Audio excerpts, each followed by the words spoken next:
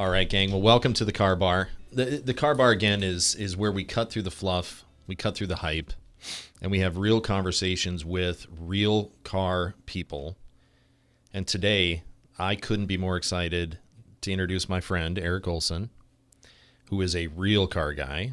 We're going to have a real conversation today about the business, the state of the business, state of the union, if you will.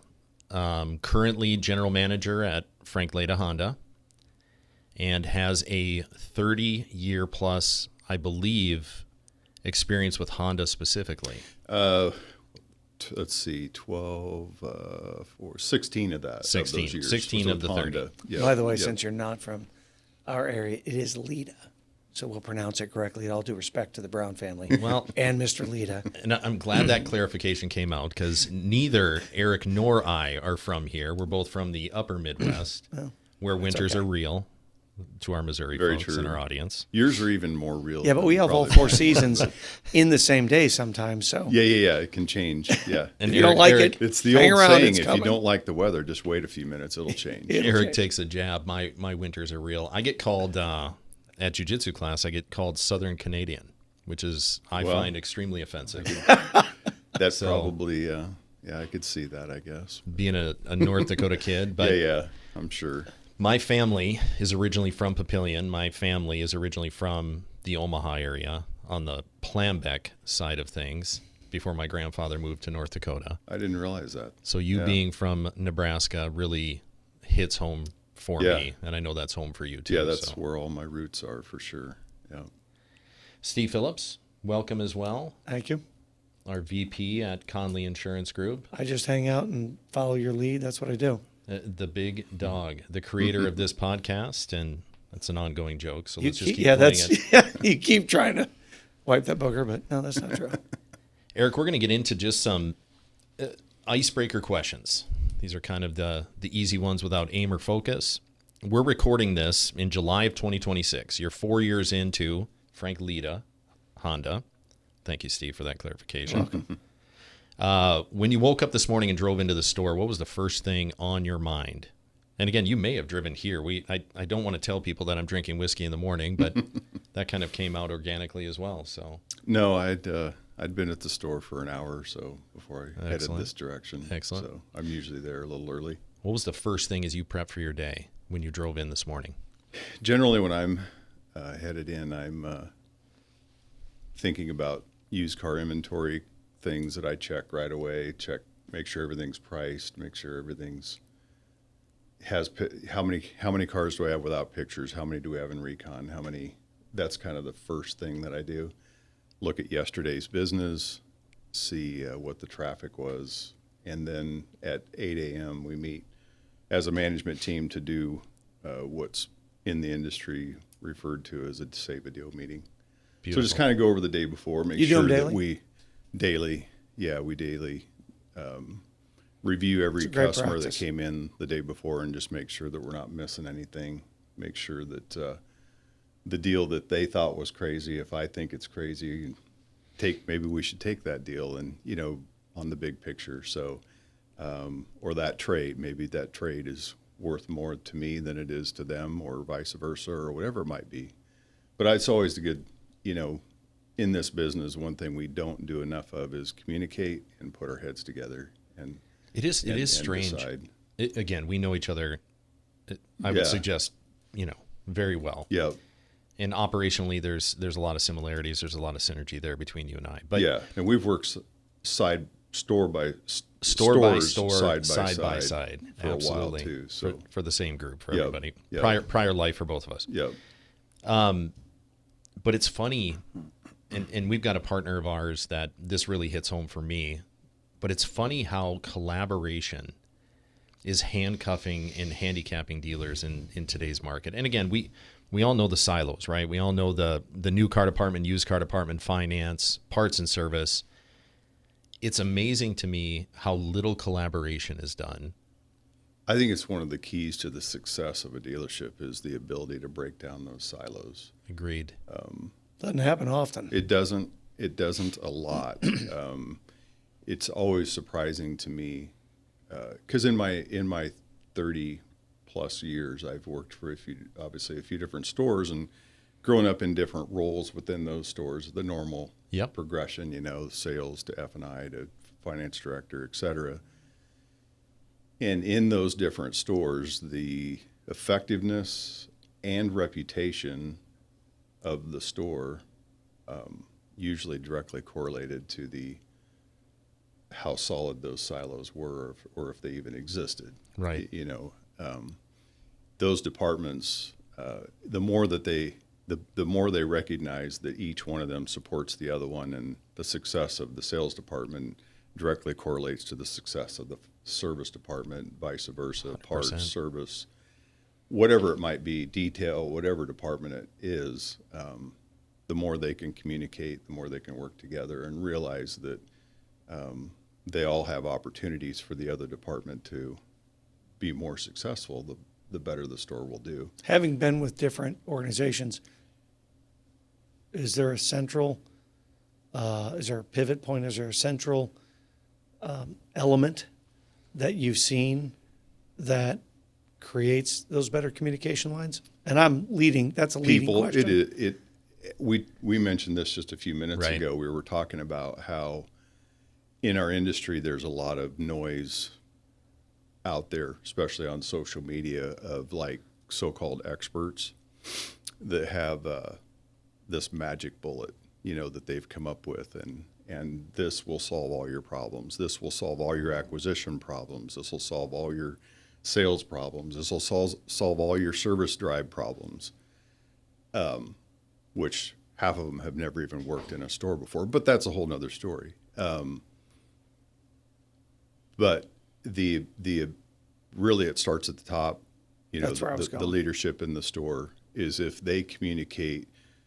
If I feel like if I communicate well between the departments, and we do meet weekly, we have what's called a level 10 meeting every week where every department head is in that meeting, and in a lot of cases their right-hand person as well. And we just talk about issues that we may have, or opportunities, probably better term for that. Opportunities to get better. What do you need from this department to help you do your job better? Problems are what create those opportunities. That's is. the thing that people it is. sometimes want to run away from a problem, and it's the last thing you should do. Yeah. Understand what happened, analyze the problem, and guess what? We can probably make even a better process because we stubbed our toe. Let's avoid being here again. Yeah. It's just because I think we see that a lot in our business where stores they run into the same problem. And, Absolutely. And it's usually beat their head against the wall. And usually self-inflicted. It right? is It's usually a self-inflicted wound. there's going to be enough problems Yeah. that come up just in the course of business Let's because not that's just have unforced the way it errors. is. Let's eliminate enough of the ones that we can get out of the way. It's crazy. And again, here's the reality. And again, Stevie said it well too. The problems are the opportunity, but without problems, the opportunity to get better is not there. Consumer behavior is as such that they don't care that it's a sales issue when you walk into service asking a question. Not at all. They want to have some symmetry, and you empowering your staff and leadership in your store to be able to have the autonomy to make those decisions and just do what's best by the customer. Mm-hmm. It is a huge part of Well, that. not to take anything away from Eric, huge. but I think the people in his position perform best. They walk in with skills like yours, but that guy above you, I just think that is so critical and key. The guy that owns the place, Yeah. he's got to have that same vision, he or she. Yeah. And Yeah. we've had a wonderful female dealer, our first guest here. My first dealer was a female, and she taught me more than a tremendous amount. She was great. I just think the person that's in that it's position, huge. It's because you can come in with the greatest processes and ideas, and if that person doesn't see the same vision you have, and doesn't have your back, everybody You're below dead in you the are water. it's over. You're dead in the water for sure. And that's in our organization. That's one thing I've appreciated about the ownership is that they're very hands-on without being Micromanagers. micromanagers. They let let me run the store. They give me the decision making power to do the things now. But you also earn that trust. Obviously that Absolutely. you're not a screwball that's going to do something crazy. But so a follow-up it's good. question to that first one. XM radio on while you're thinking about used inventory, or was it a podcast, or was it dead silence as you reviewed that inventory in your drive-in this morning?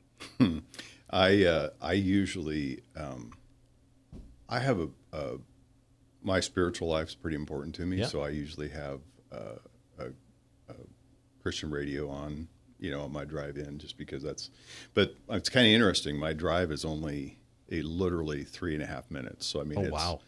It's, it used to be about 15, 20 minutes. And it's kind of funny. It's handy at night to be home right away. Right. I miss that. That's morning. not enough I miss that downtime. morning. Yeah. Where you get a chance to just kind of reset, think about what's my game plan here. I think we've all run into those nights. So, Steve, you're talking about downtime after the day. Mm-hmm. This is going to be a joke that a majority of That's the car bar. Yeah, the car bar. Yeah. Yeah. This is going to be a joke that most operators understand when I say this, but regardless of your commute back home after a long day, there's still a period of time where you might be sitting in your garage or at least your car in the driveway before you walk into that house. Because the last thing we want to do is, a good spouse, as a good partner, is come in and dump Yeah. the stresses Joe of Birdie that day. used to have, obviously very well-known trainer in the industry. I remember from years ago his old tapes. We used to have his old, VHS tapes absolutely. that everybody had to listen to. Do you remember those? I had those.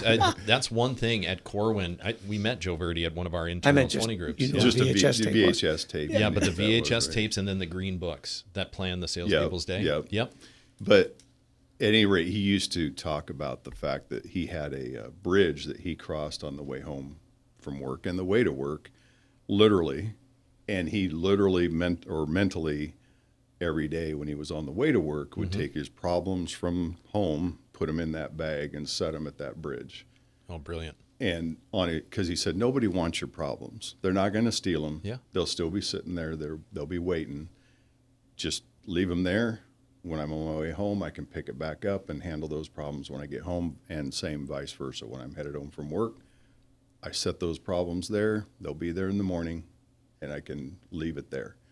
I don't know why that stuck with me. That was probably 30 years ago when I heard that, but it just stuck with me. That's some it was wisdom. a great analogy. I wish I would have caught that VHS. I may have been more successful in my personal life and Well, my workaholism. But that's one of the hazards of the business, right? It is. It's so. I think that guys like us are so passionate about it that it's hard to leave it because we love it. It's impossible. It gets in your blood. I don't know if it's it's not always a sane, thing, but it'll definitely consume you if you let it, because it's just part of your blood. Yeah. I left retail for a little bit, about a year, and did training for a training company In the auto space. in the auto industry. Okay. But I just missed the store. I missed the camaraderie, the team, that daily interaction.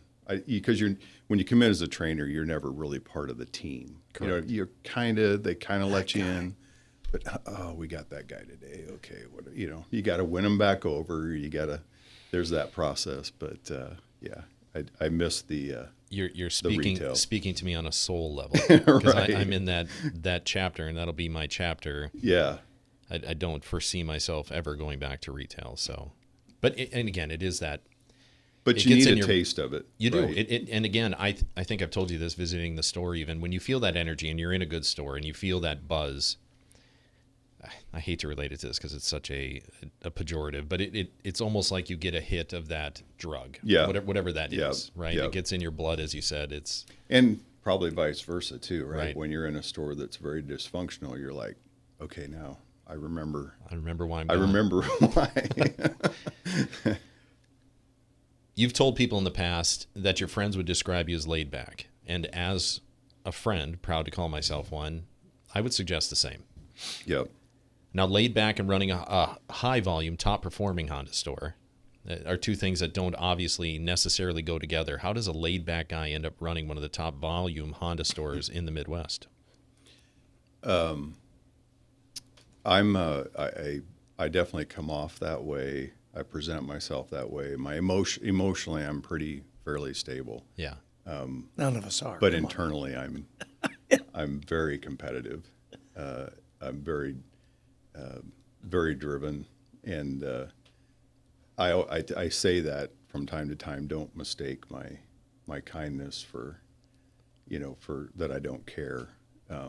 I care about how we perform. I think that that's just been over the years. You work for a lot of different general managers and owners, and you learn different things about, gosh, I'm never going to do that. Gosh, I love the way that he or she did that, and this and that, and you kind of pull those things out of your experience.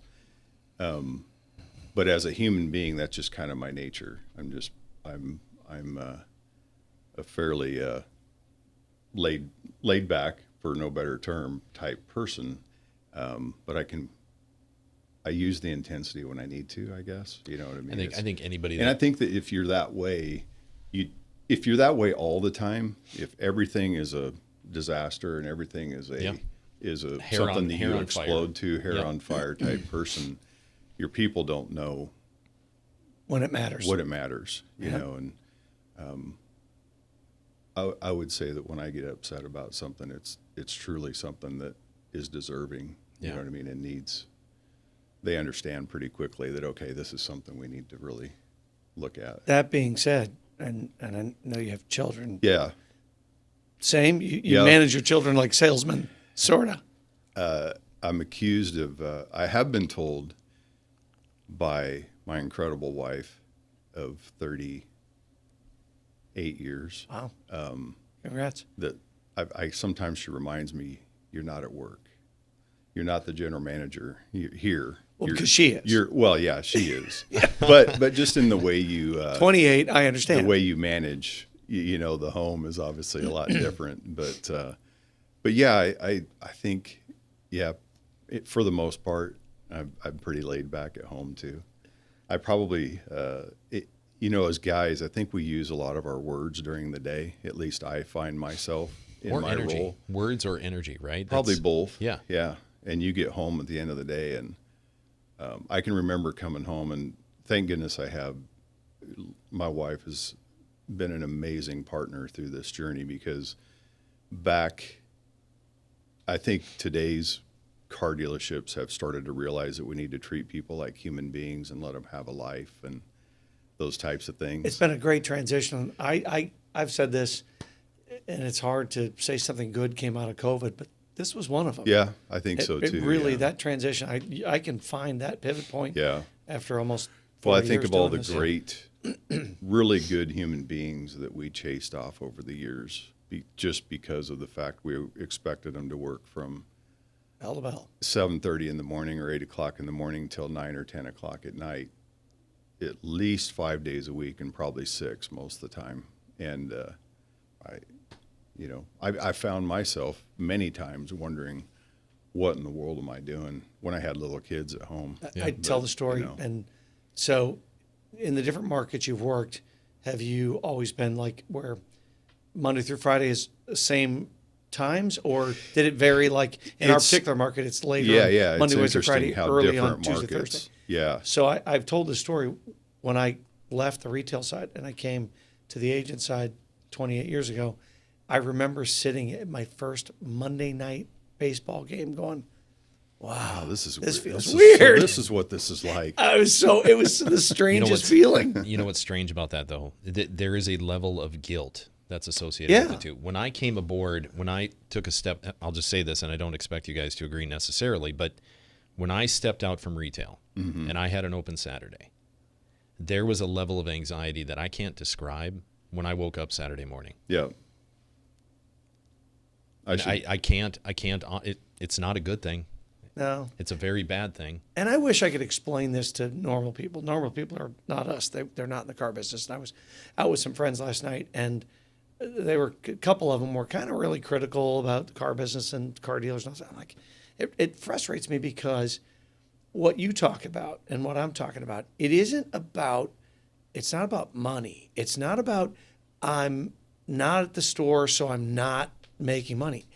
It's about helping people and taking care of people. That's it. And that sounds so corny, but you two know what I'm talking about. Yeah. It's not about anything financial gains. There's somebody I'm not taking care of when I'm not there. And it's Right. hard to unplug when you're at a certain level in this business, a general manager, let's say. It's your obligation, it's your feeling for your people that you really care about. Yep. You care about them and you feel guilty for asking them to do something you're not doing too. There it is. You know, And you're not there. If I ask them to be there at 7:30 or 8 o'clock on Saturday morning, I should be there too. You know, it's that feeling of I don't want to let them down or make them feel like I'm asking them to do anything that I And I haven't can't done speak or to do. another industry if an elevated executive level manager feels that same I don't way. know either, but it's Because certainly true in ours. I wouldn't think it would be in, like, say, in a manufacturing. Right. It's a different vibe. You're there making things, but we go to work every day to help people. Yeah. I mean, that's what we do. Yeah. It Yeah. sounds so disingenuous to somebody that's not in the business. And I hope anybody in the business that hears this says, yeah, that's kind of what I do. Now, Yeah. there are other elements after that, For sure. but For sure. it really starts there. At least Yeah. it has for me forever. Yeah. I agree. You told a magazine years ago that if you could pick one talent, you'd want to play guitar and sing in a country band. Can you play guitar? I can't. It's completely an alter ego for sure. I love that. Who are you listening to currently? And give me your top 3 country artists. And don't cop out with Garth Brooks. That's my note. I definitely won't cop out with that one. Although I did see him live several years ago, and it was a great show. I've heard he puts on. I never saw him. Puts on a great show. I'm a big Chris Stapleton fan. Oh, man. I mean, that's a pretty easy one, I guess. My wife and I saw him in Columbia when he was in Columbia like 5 years ago. 5 years probably. ago. Yeah. And it's just interesting how he stands there and plays the guitar and sings. Yep. Like, He was a big songwriter that's before it. he ever sang it. There's Stuff. no stage show, no laser show, Yeah. nothing like that. But he puts on a great show just because he can play guitar and he can sing like none other type thing. You know what I mean? That he would be a big one. I do like classic, like what I'd call classic rock. You know, I was in the 80s when I was in high school, my attire was a black concert shirt and Chuck Taylors. I mean, I went to a lot of First concert. heavy metal concerts and Motley Crue. Nice. That's a good one. Yeah. For, Motley for, Crue for back those, when they were young and thin and Yeah. yeah. when Vince Neil could still sing. Right. When hair bands were a thing. Before alternative But that's ruined only that. two. I mean, any of those 80s bands, the Def Leppards, the Scorpions, those type of things. But those are obviously classic rock. But current, I don't know. It varies. I like all kinds of music, so I'm not just country. I know I said a country band, but You're good. It could be a hair band. It could Yeah. be, whatever. I But- chased Who's your number one an Christian iconic band? one this past Oh. week ago. I went to Dallas to see Rush. And wow. Great concert. thankfully got to see one of the 2 shows they actually played. One got canceled because they couldn't get their equipment out of Mexico, and the last 2 got canceled because Kitty Lee got laryngitis. So, and I got to thank You hit it. one of our great friend, one of my great friends, a great partner dealers out of Salt Lake, Ed Kenley, Ford, Brett Kenley, and his crew met me down there to go see it. That was a great show. Great That's so concert. cool. Yeah. We went to the Eagles in the Sphere. Oh, this did you? last year? I saw you too there. Tremendous. That's an amazing it, venue. It was. I mean, I've been to a lot of concerts, but that was like over the top. It was incredible, and they sounded awesome. I mean, it's one of how some of those bands they sound one way on their and then you go Right. to them live, and it's like that's. Have you close. seen other things Yeah. at Sphere? No, The no. sound quality Oh, is it's just, it's not incredible. overwhelming. It's just kind of a blanket. Yeah, It it's doesn't- not blasting you, but Exactly. boy, it's immersive. Of course, immersive. obviously, Right. the 160,000 visually speakers. Yeah, it kinda everything. does it. Yeah, exactly. You spend enough on a sound system, but it was the most fun concert I've ever been to for sure. It was amazing. Cool. Who's your favorite Christian artist right now? Gosh, I saw Phil Wickham in Omaha 2 years ago. I think King it's and 2 Country is definitely my favorite. Love that. Yeah, we saw them. They were here for their Christmas tour at the theater downtown. Fox? The Fox, which was incredible. Anyway, we'd never been to the Fox, and what a amazing property. But they had their Christmas Little Drummer Boy Yeah. Christmas concert, and it was fantastic. So That's awesome. You're a Nebraska guy at heart. yep, University of Nebraska. 100%. 12 years running a Honda of Lincoln. Now you live in, I'm going to just say St. Louis. Do you still live in, you don't live in Lake St. Louis currently, do We you? Darting Prairie. Okay. Yeah, yep. Be honest. Did they take the Nebraska out of you, or do you sneak it into Missouri? Not even A little a bit. speck. No. I- I bleed red. Figuratively, obviously, everybody does, but I do figuratively and actually And- because yeah. I'm died. It meant I mean, I more grew when up there was the that way. Big Eight. I'm sorry, but now the Missouri and Nebraska We thing definitely is should kinda play. gone. There's no reason that we can't play one of those Big Eight schools early season every year. I mean, we should play Missouri. We should play Kansas. We should play Iowa State. We should play all those old teams. But Right. think of Oklahoma. they would definitely Oklahoma. Those games would be packed and sold out. I get those states instantly. confused, Oklahoma and Nebraska all the time. I'm teasing. Yeah, I'm teasing. that hurts. Come on, man. Well, Steve. it's like telling somebody, and I We were do doing this. so good on the podcast. I do it on purpose, like some guy that went to. I'll get this backwards now, but so I went to Oklahoma. Oh, how about Stillwater? Yeah. No, it's Yeah. It's the other city that, and I get it backwards. I do it on Oklahoma purpose. State, Yeah. Oklahoma. Yeah. Yeah. Same when we lived in Michigan for a year. When I was doing the training gig, we lived in Michigan. And Whereabouts? in Plymouth, Michigan, it's a Okay. suburb of Detroit. Yeah. I did time. I spent a month 1 week in Novi. Did you? Okay. Yeah. Well, a lot of hockey players live in Novi, big houses. I was working at a car dealership. Okay. Yeah. Well, same there though. Michigan State, Michigan. Right. There's no love. I mean, and it's interesting. Most of the people that live there, if you're a Michigan State fan, it's because you went there. You know what I mean? If you're just a Michigan resident, you probably like the Wolverines. But anyway, those dynamics are interesting. In Nebraska, the Cornhuskers is all we have. We don't have pro sports. We don't have. Yep. They are. We should it. go down that rabbit hole. Why? Why don't they have pro sports? You They know- have baseball. They have great baseball, college baseball. Yeah, we have the And they World actually have a Series pretty every decent year. youth hockey program too. Yep. Pretty good. We have a lot of really good athletics. It's just interesting that we've never, because there's markets that are Omaha's size that have, professional teams, but they just never did it.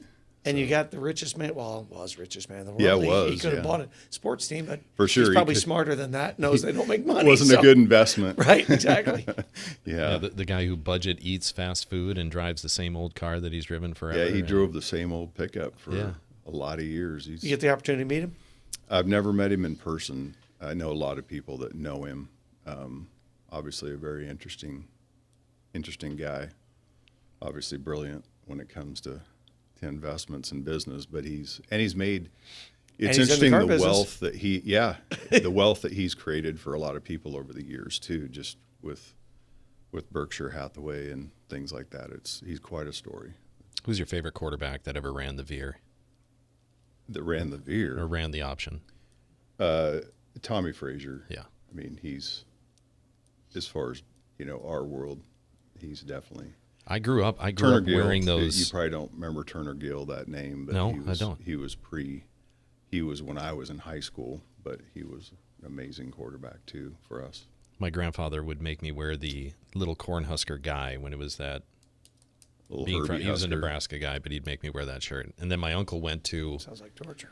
Michigan, and before he went to law school, and my uncle would send me some maize and blue stuff, and my grandfather would get mad that I would wear that versus. Yeah. And North Dakota doesn't have a pro team either. I wish you campaigned as hard for. Is that what North made you Dakota. tough? You got beat up a lot wearing Cornhusker stuff in North Dakota? Yeah, that's what caused me to, or my mouth. You spent 30 years selling and running stores. You've done it under 3 completely different ownership models.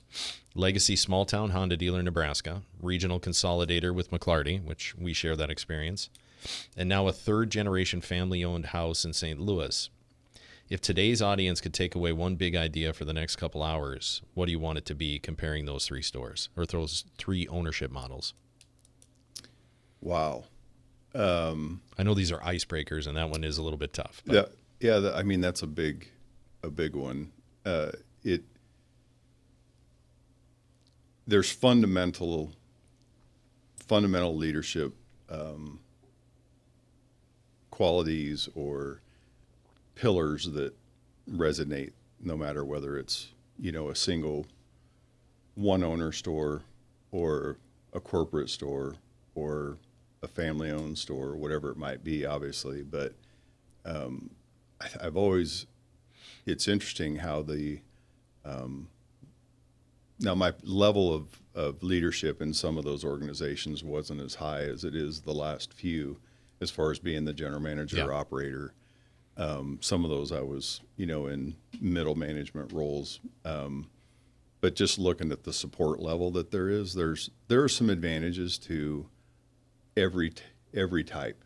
And I think you can take that from them, whether it's the corporate style where you have many, many stores and a whole corporate leadership team of whether it's an internet person or whatever advertising director, all these different roles that you can lean on to. And I think we would share attest there. to that, that was, there was a level of expertise at every single level that you could lean on when you have a question.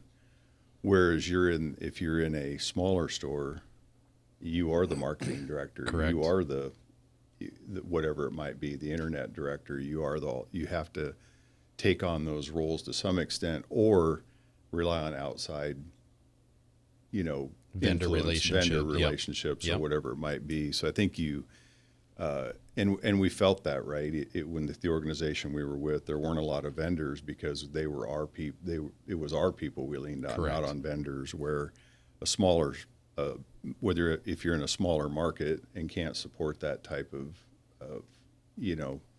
team, you're going to have to rely on some third party influence, or vendor influence as well. But I'd say that's the biggest thing, that I saw the differences between the two. You can flourish in any of those styles. It Agreed. just changes the way that you approach it. It does. And without getting too mired in the minutia there, based on that same experience with me, I mean, I worked for a major group, but had access to the actual owner that owned 110 rooftops with the Rydell organization. Mm-hmm. I was,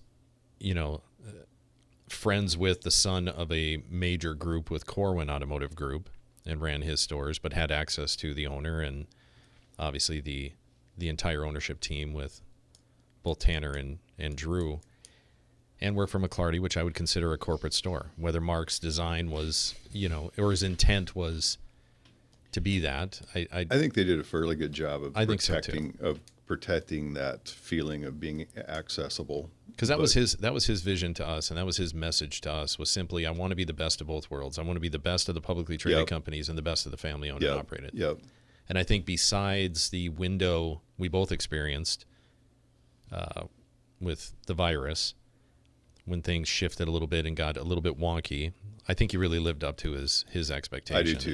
I do too. And I think he's just watching from the outside, he's turned that back up again. Yeah. Yeah. Agreed. Yep. And I've worked for the guy, an independent, family owned and operated, and been able to walk right into the next office and say, hey, this is my idea. Yeah, that's really, when I had this opportunity to come to, first of all, get back into a Honda store, because I had a stint as Absolutely. in a Yeah. Nissan store, which is a completely different animal. It's still the car business, but it's a different. Every may as well. manufacturer is different. Even though it's from the same country, it's on a different planet. It is on a different, yeah. But the to get back in the size Honda store that we're talking about with Frank Lita, and be able to be back in a family-owned store where you're right, I can walk next to the next office and talk to one of the partners, is, I think you don't understand how valuable that is until Right. you don't have it. Exactly. Until you don't have it. I think Yeah. there's no better words to say than that. Yeah. Before we get into the business side, you started your career, in your own words, trying to figure out what to do, Yeah. and just decided to try selling cars. Mm-hmm. Set the scene for us. Where were you? What year was it? And what were you actually thinking that first day on the floor? 93. My dad was friends with, I'd say friends, strong acquaintances with the dealer in Grand Island, Nebraska, Oh, wow. who was a Chevrolet, Cadillac, BMW dealer in Grand Island, Nebraska. Wow. And Dad was in there getting his oil changed on his Cadillac, and was sitting in Mr. Hamilton's office talking to him, just shooting the breeze. And Brian was talking about how great business was, and they're growing, and they're just, man, we need salespeople. And my dad called me and said, hey, I know I was just kind of doing odd jobs trying to figure out what I wanted to do. Right. And I always hate when you're in an interview and you ask a guy why he thinks he'd be good in the car business. He says, well, I really like cars. Yeah. Well, that's okay. That's a really, really small part of Yeah. what you do. But Almost nothing today. By the I know, way. right? Almost nothing. I know. Yeah. But I did. I always had kind of driven through car lots, and I was just kind of always jonesing on cars. I just loved cars. So he said maybe I ought to talk to him. And so I interviewed, got hired, and literally thought I would do it till I figured out what I wanted to do. And here I am. You hear that a lot in this industry. Here Because I am you get 30 bit. some You years get the later. adrenaline. You get that drug we talked about earlier. Yep. I knew that. I was so close myself after maybe the first 3 years or so in the business.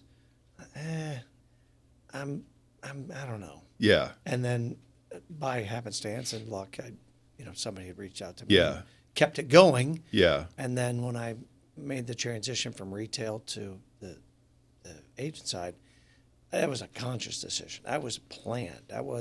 I know that I'm going to be that guy 6 months from now knocking on the door going, let me back in Yeah. because I'm missing this. Yeah. Right. So made Yeah. that decision to But stay involved. without that experience of actually being in the trenches, it would make your job a lot harder to break that ice with those clients. for I have sure. a 22-year-old son who's asked all the time, "You going to get in Dad's business?" No, he won't hire me.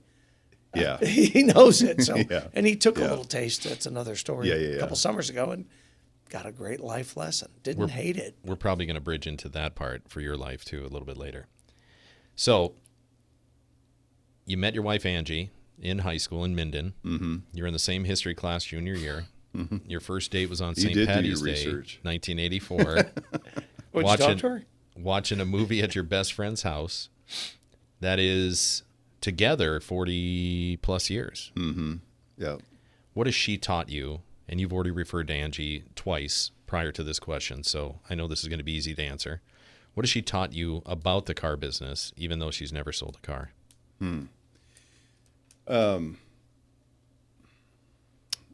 I think that I know that she's always given me a great perspective of the human side of it. She's very intuitive, obviously. That's not unusual, I don't think. But her intuition is always right.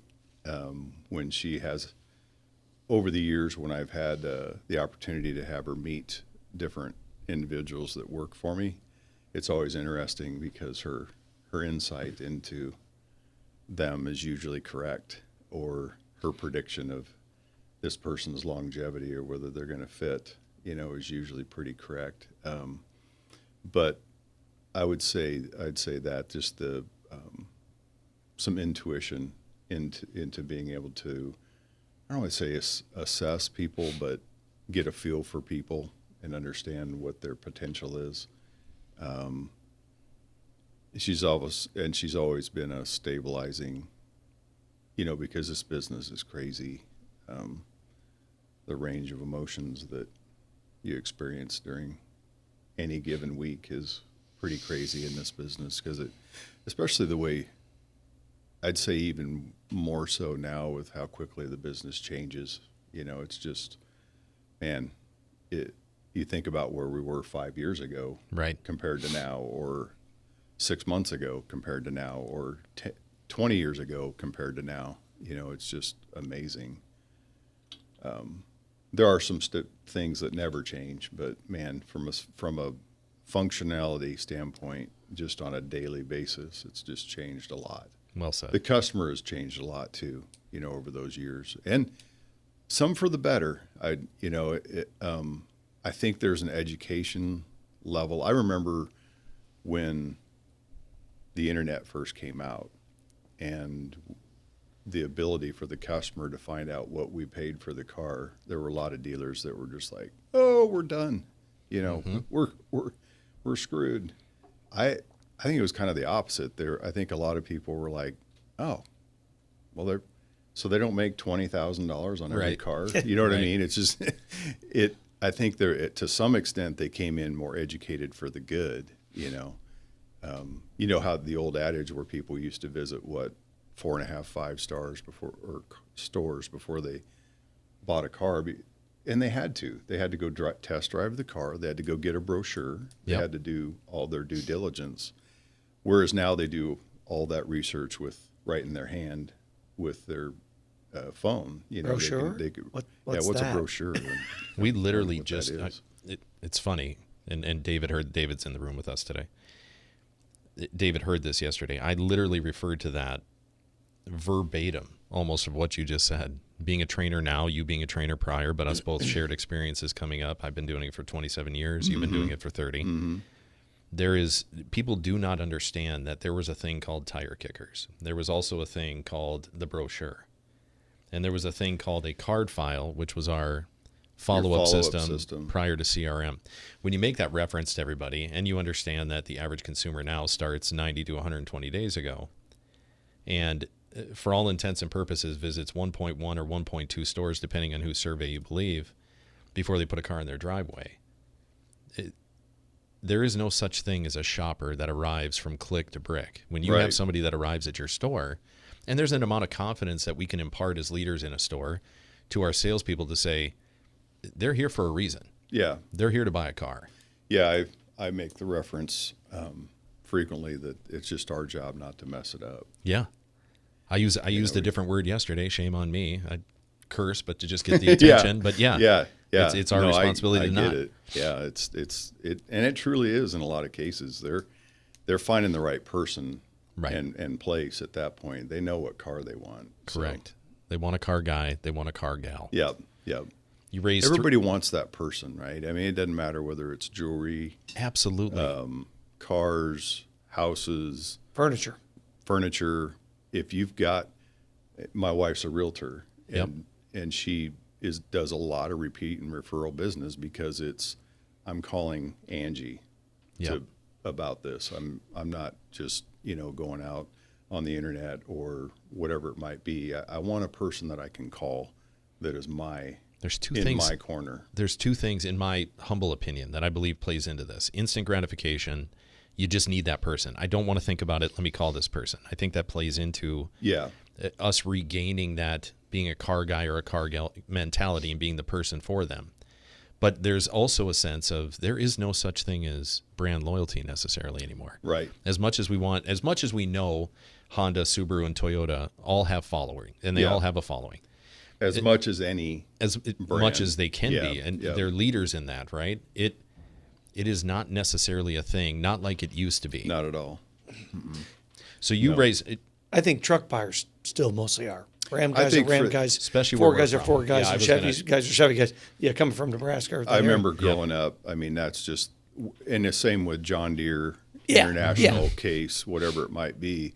You're either red or you're green. Right. Yep. And there is no in between. There's no mixing. There's no, and they'll argue as long as you want to argue about it, And it used to definitely be that way, probably even more with Ford, Chevy, and Dodge, but particularly Ford and Chevy. There were guys that would die on that hill for sure. Yeah. I want to touch on this real quick before we segue into more of the business associated questions. You raised 3 wonderful kids, Abigail, Hannah, and Isaac, while running car dealerships. Anybody in the business will tell you that's a hard rope to walk. I'll tell you. Yeah. Okay. Yeah. Long hours, holidays, month end, all of the reasons, right? Yeah. How did you show up as a dad while running the store? Well, first, I already said this. Angie did an incredible job of, I wouldn't say raising the kids on her own, Sure. but there were days and periods of time with particular dealers, and because of loss of personnel or whatever it is, it's like it was me bell to bell 6 days a week, and that was definitely tough. And I'm not going to sit here and tell you that it was always right either,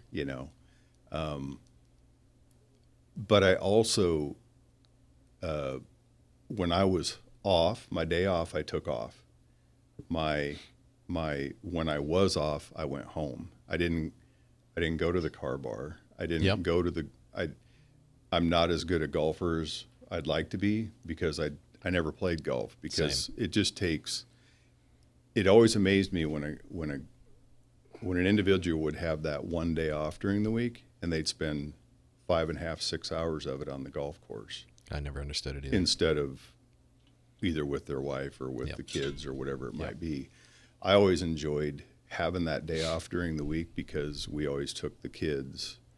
The zoo wasn't busy. The mall wasn't busy. Whatever we wanted to do for the day was always great because it was a weekday and it wasn't busy. And we were intentional. You've got to be intentional about it. I think You that's just the have to be perfect. That's the intentional perfect about it. word. Yeah. I think that's the perfect word. So we're going to talk about your climb from a sales consultant all the way up to the proverbial corner office, right? Being the general manager, operator of the store. I've said this on this podcast several times that I do believe that this is the greatest career in America. It's the last career that you can actually climb from, or start in the mailroom and become CEO. Yeah. I think for all intents and purposes. Walk us through your climb of that ladder, which I think is the most brilliant component of the car business. But you've seen every chair. Which one of those seats taught you the most? Finance. Yeah. And I think you'd be challenged to find a guy in my position that wouldn't say that. I would agree. I think you learn so much sitting in that chair. The good, the bad, the ugly, the it's one of the hardest jobs in the store, Agreed. along with the service advisor. I think those are the 2 toughest jobs in the store. I've said that many times. I agree with you 100%. It's just in reverse order. I think the service advisor. I do tough 100%. Because the It's customers the are hardest job. coming in with the a different store. attitude There's than no good finance. news. I mean, Pressure from every department, every silo. Yep. Yep. Time is always never on your side. Right. Customers never happy that they had to come into service. All those things. And even in today's world, where I think people are as stressed and emotionally reactive to every situation that comes along, it's even a harder job. would But- we haven't had an advisor on yet, but I'd ask him I'd ask a doctor, don't you love the customer that comes in and tells you what's wrong with their car? Yeah. And I had that in a family member. I'm not going to name her. Recently, it's my starter. Well, have you started with the battery? It's not the battery. It's the starter. Long story short. Sure, it was was the the battery. battery. For sure. Yeah. Yeah.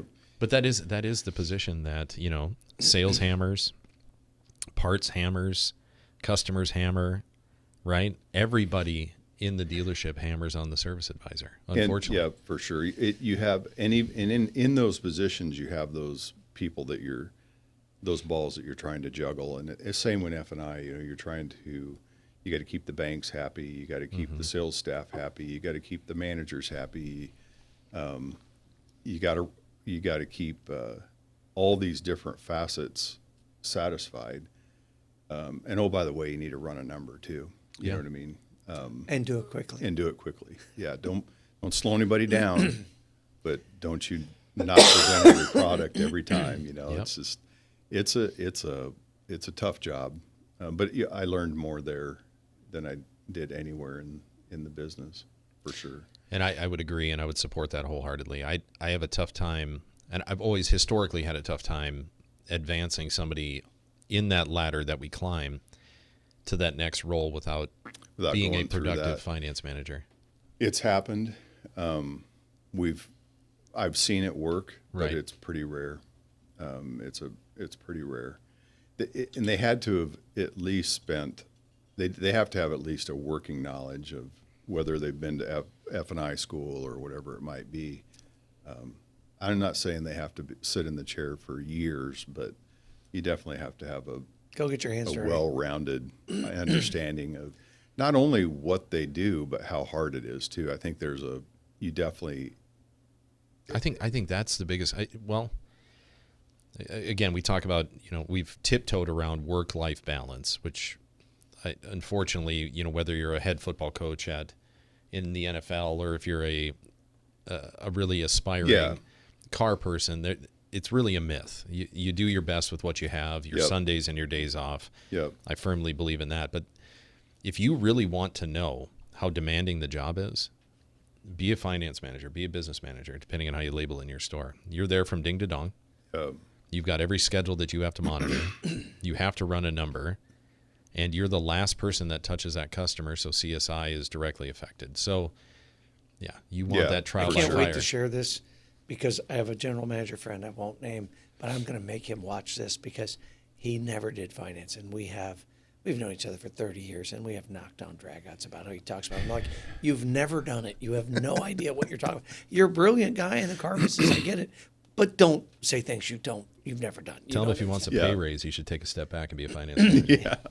Yeah. Less That's stress. part of that's the issue is everybody wants to advance, but that's one of the roles that if you're really good at it, that's fine. I'll move you into the next level, but you're going to take a pay cut. Correct, and that leads into the next question. F&I is the seat that your audience is either trying to get to, or either in or trying to get to with our podcast. What's the biggest thing an F&I manager in today's market gets wrong about their own job, and that you can only now see from your GM role?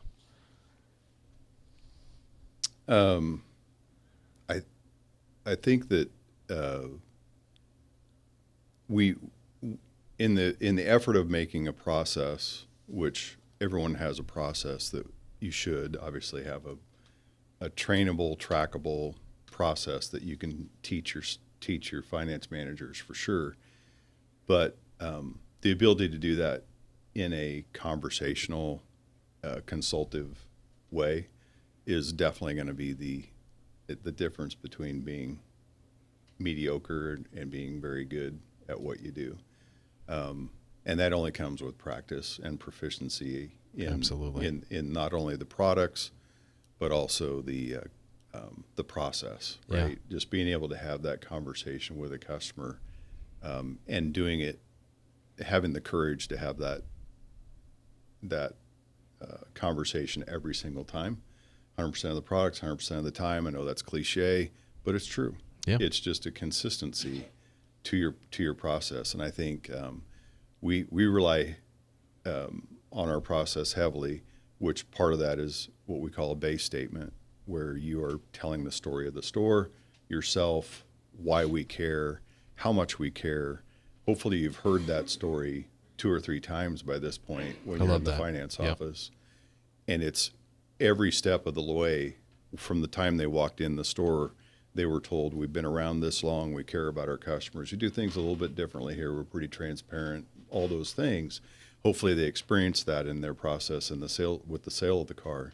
And then now in finance, you're saying the same thing, and then you do the same thing. And it's just part of because we all know that success in finance starts when the salesperson's saying hello to the customer walking Correct. through the front door. That's when that starts. So, that there's only so much that you can do inside that office if the groundwork hasn't been laid throughout the process. Couldn't be more I'm sure true.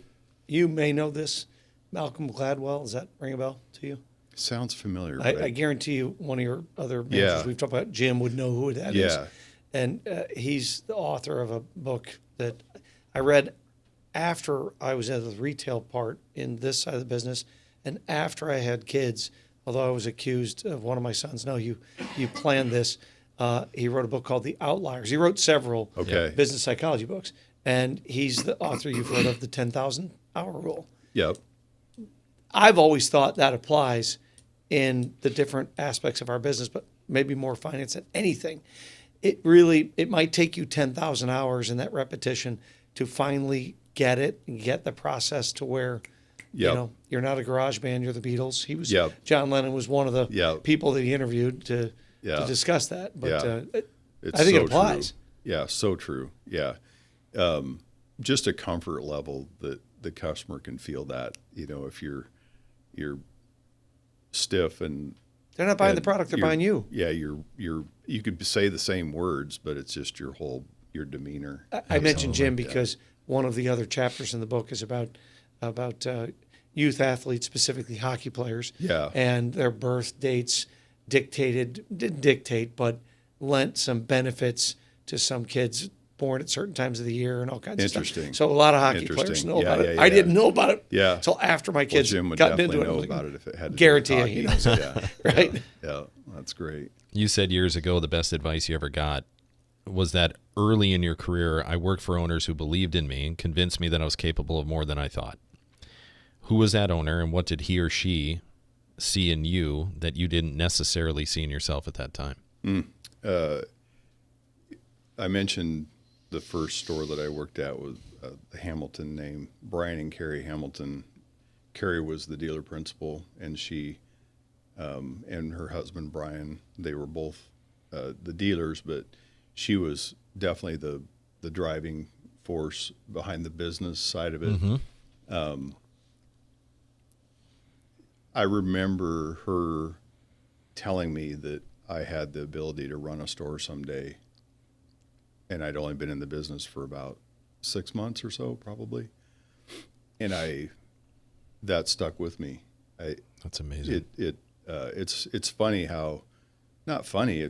I think we need to heed the idea that our people, the things you say to them, matter a lot, and sometimes I think we forget how much weight that can carry, how much influence you can have on someone's. She had an impact on how Changed you my treat life. people. Yeah. I can see Yep. that. Yep.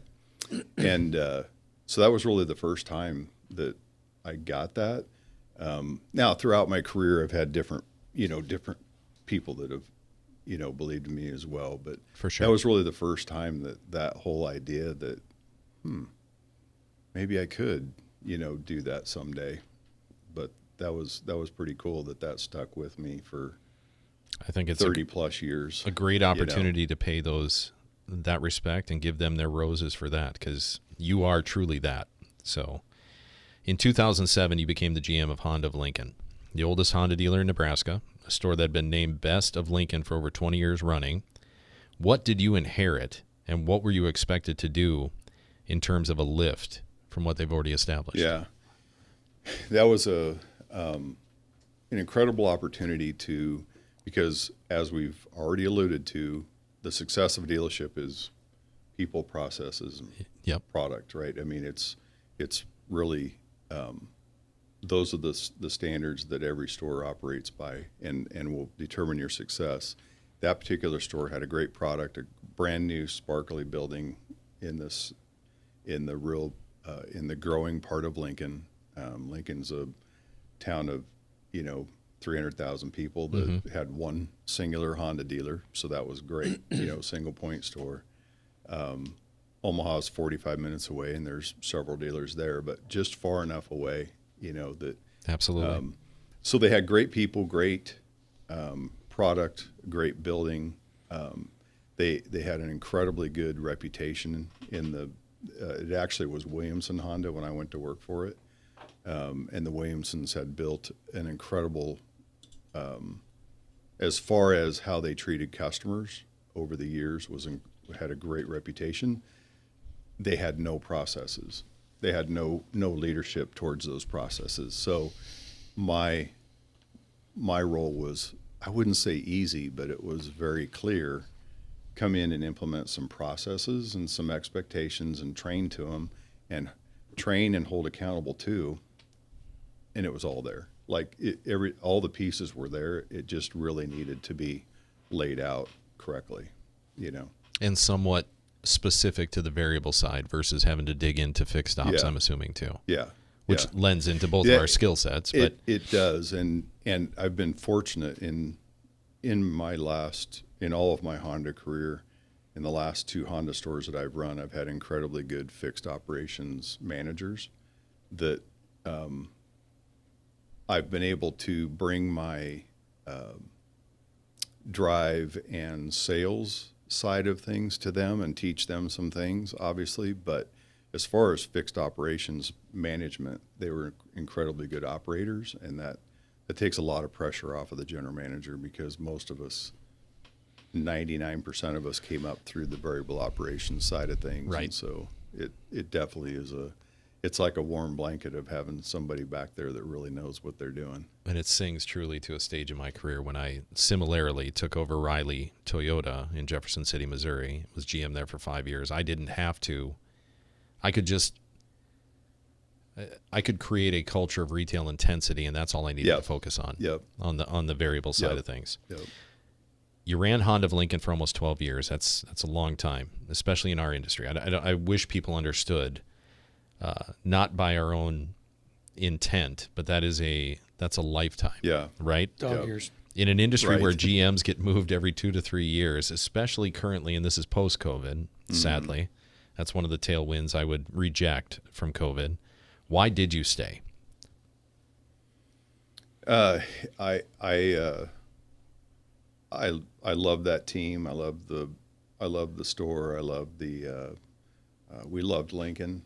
We raised our kids there. They loved Lincoln. It's college town, the college that I love. You know what I mean? There was really positive after positive with it.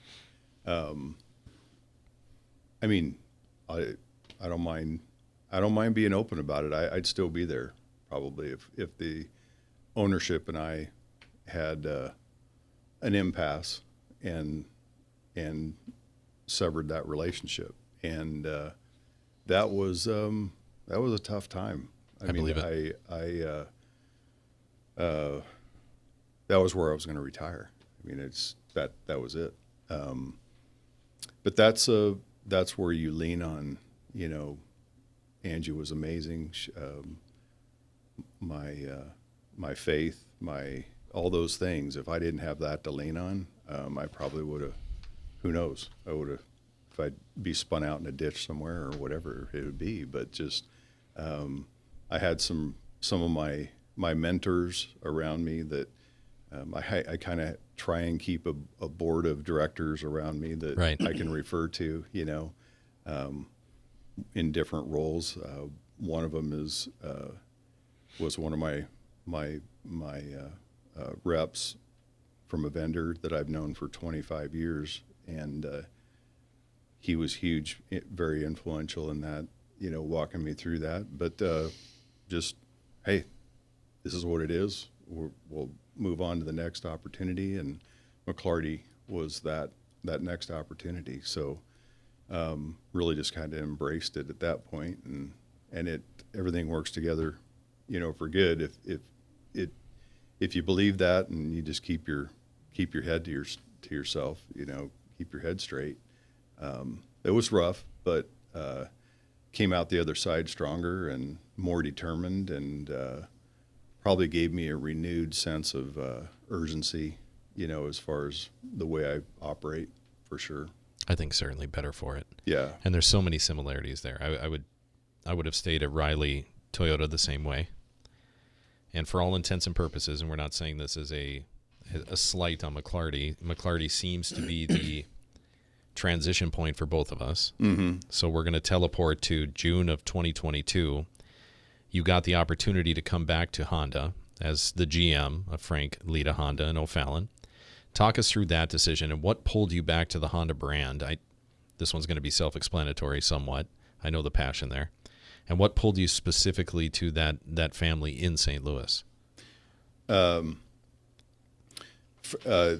initial introduction again was I mentioned the third-party vendor relationship that I've had with for a lot of years, and they made that introduction, and it was kind of like, hey, you might be as happy as a clam where you are, but I know of a family-owned Honda dealership that is looking for an operator in a metro market not very far from you. You know how those things start. They're very vague. It's like, okay, tell me more, and as I learned more about not only the reputation of the Lita name in this market, met the operators, and just the more I dug, the better, the more I liked about the organization. They're the operators now, the grandsons of Frank Lita, are tremendous human beings that I have. I was having a conversation with one of them yesterday, and it was, incidentally, it was 4 years Monday that I've been with the organization. So congrats, buddy. The day after 4th of July, I started back then 4 years ago, and we were talking about that, and he said, it's funny, you fit so well into our organization that it feels like you've been here forever, like you're just family. I operate best when I feel like I have that close family relationship with the principal operators. I just do, because you don't want to let family down. You don't want to, I think you care more, at least in my case. I would suggest that it's mutual, right? I get what you're saying in the sense that feeling as though you're a part of it is a huge component, but them feeling as though you're a part of it as well is an even bigger asset to that relationship. And again, I've worked in more of the corporate setting, as did you, and that is the one disconnect where you don't seem to have that safety net of I belong. Yeah, it's always I hesitate to say it because, again, somebody's going to connect the dots. So you feel as though somewhat that you're a number. You're a number of stores that belong in this subset of production. And I would certainly...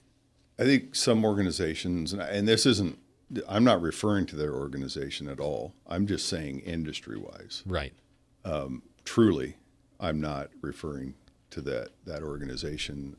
In our industry... I think as a rule, we put way more emphasis on the number than we do the people. Agreed. You know what I mean? Agreed. And I get it. That it's still a business, and there's expectations, and we have to have a return on our investment. We just do. We can't not have that. Correct. But along that process, one thing that we try to do in our organization, particularly now, is really look at it as seats on the bus type scenario, where maybe someone is not performing as well as they should in the current role they're in, but are they a good human being? Are they somebody that is trainable? It's not a knowing. It's not a doing issue, or not it's not a doing issue. It's a knowing. Correct. They don't have the ability. Are we asking more out of them than they're capable of, or isn't their personality type. Are they in the right seat on the bus? That's exactly right. So That's another good I had that scenario within our organization in the last three years. I had a service manager who is very, very good at all things non-administrative, motivating, training, all those things he's very good at. But the administrative side of being a service manager was killing him. It was killing he didn't like his job anymore because of all that. Yeah. Move someone into a role as a service director, and that person is very, very high. Their PI is very high in administrative. Gave all that to him, took that off of the other guy's plate, and the light just came on. He That's amazing. His eyes were bright again. He looked forward to coming to work again.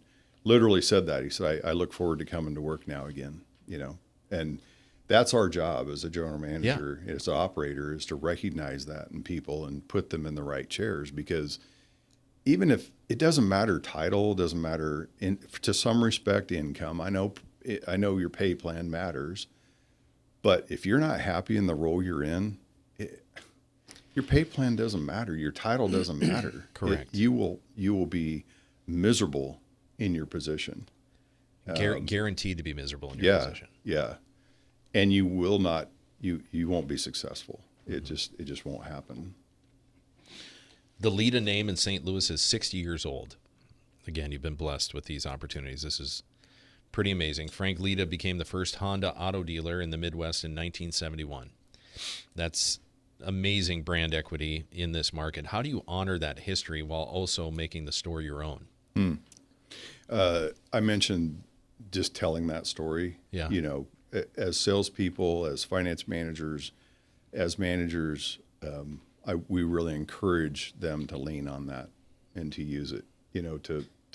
We tell that story on our website. We tell that story a lot because it's important that people understand that we were here yesterday. We're going to be here tomorrow. We're here for the long haul. And that, I think that's reassuring to a consumer. That I love how you approach that. I've got a personal reference there too. I mean, it's part of the Rydell organization's philosophy on best price.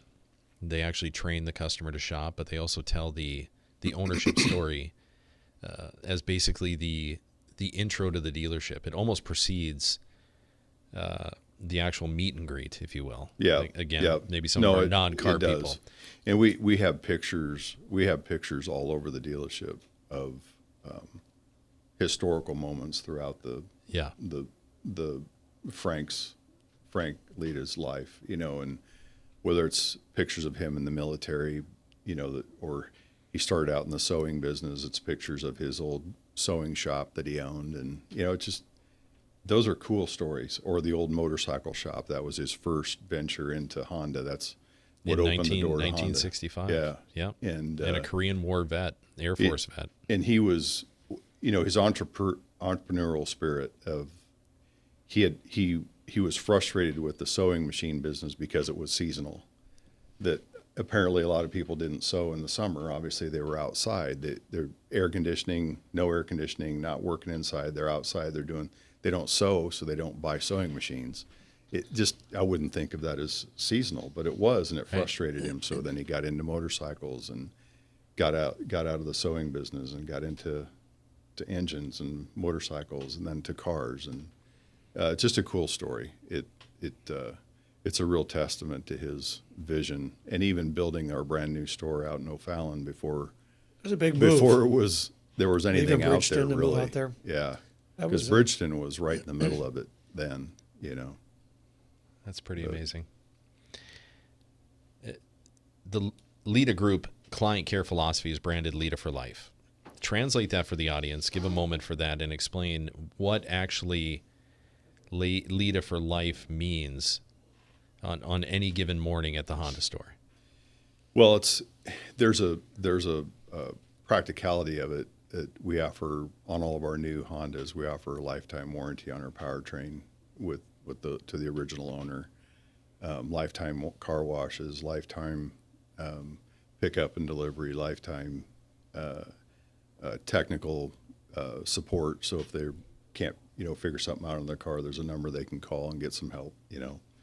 So there's some real practical things to the consumer that we try and. Everybody's looking for that differentiator, Absolutely. But that's been part of our fiber. It's going to continue to be part of our fiber. It's just part of how we do business. And so that we really feel like it differentiates us from the 7 other Honda stores in our general market, And it certainly does. But we also want that to be an experience too. You know what I mean? It's not just a warranty. It's the way we treat you. It's the way we welcome you back to the store. It's the way your service is going to take care of you after the sale. Because everybody says that, right? Oh, we got great service after the sale. But do you? Do you really? That's going to lead us into our next question. In 2012, Frank Leta Honda was actually named the 7th best dealership to work for in America by Automotive News. And Acura actually was ranked number 3. Your Acura store. Mm-hmm. That's a huge number. I mean, that's a top 10 to say the least. What is the current state of employee culture at the Honda store? What are you actively doing it to grow? I should say. Yeah. Culture is huge to me. Yep. It's always, in my career, that's always been almost my number one thing. The culture in the store is definitely important to me. I want people to feel that excited to come to work. I want them to feel like you're part of a team. I want you to feel like you have a voice that's heard. I want you to want to be there. And I think that if you can create that in your dealership, customers feel that the minute they walk in the door. They just genuinely do. They can tell when they walk in the door whether everybody wants to be there or whether they hate coming to their job. And you do that as you go through your day and you go in different businesses, you can definitely feel whether the person behind the counter or whatever wants to be there. So I genuinely, I think that if I have a fault, which I have many, but one of mine is that culture sometimes I let culture get in the way of making a decision that's pretty obvious personnel wise. I'll delay it because I want a great culture and I care about that. I probably care about that person's livelihood more than I should. I don't know if that's the right term or not, but it's still a business. There is a threshold where if you feel as though you care more than they care, there seems to be a break. Yeah. That's one of the frustrations, right, of being a driven person, being having expectations, and not having everyone have that same level is definitely one of the frustrations of leadership, for sure. You talked about your drive this morning, being focused on used cars before your Save a Deal meeting. Used car market has swung wildly since 2020. Historic highs in 21 and 22, maybe a slight correction in 23 and 24. Now that we've seen a normalization, it's a much tighter market, but we've seen a normalization. How is Frank Leta Honda's used strategy different than what it was when you took over? We've definitely, I have tried to grow that. We have as a team. We do way more acquisition at auction now than what I'd like, but I also realize that it's hard not to, if you want to sell, 150 or 200 used cars, you can't have 70 cars sitting on the ground. Correct. You know what I mean? It's just, it's mathematics. I'd love to get to the point where we have 250 used cars on the ground and 70% of those were trades. That's a great place to be, but the reality of it is I don't know that we'll ever get there. But I think that's that volume mindset. You have to look at the big picture, right? It's what's that doing for your internal number in service? What's that doing? Given finance that many more at bats. Yep.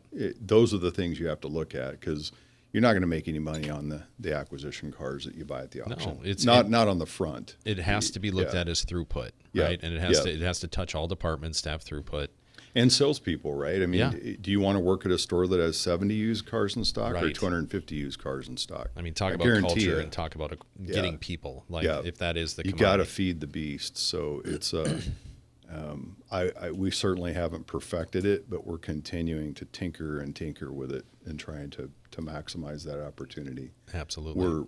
We're in the process of paving more land next to us so that we can increase the amount of display. You know what I mean? We just need more room. That'll be huge. Yeah. That's exciting. Yeah. We got a mutual friend, and on Bart Nolenberger's podcast, you said, if they're good people, I can teach them to sell cars. That's a great line. Give me the flip side of that. Tell me about a hire you made, and again, you might refer to how Angie maybe perceived somebody and gave you that, Sure. that EQ to say, that might not. Give me an example about a hire you made where the person was good and you still couldn't teach them how to sell cars. And what did you learn from that?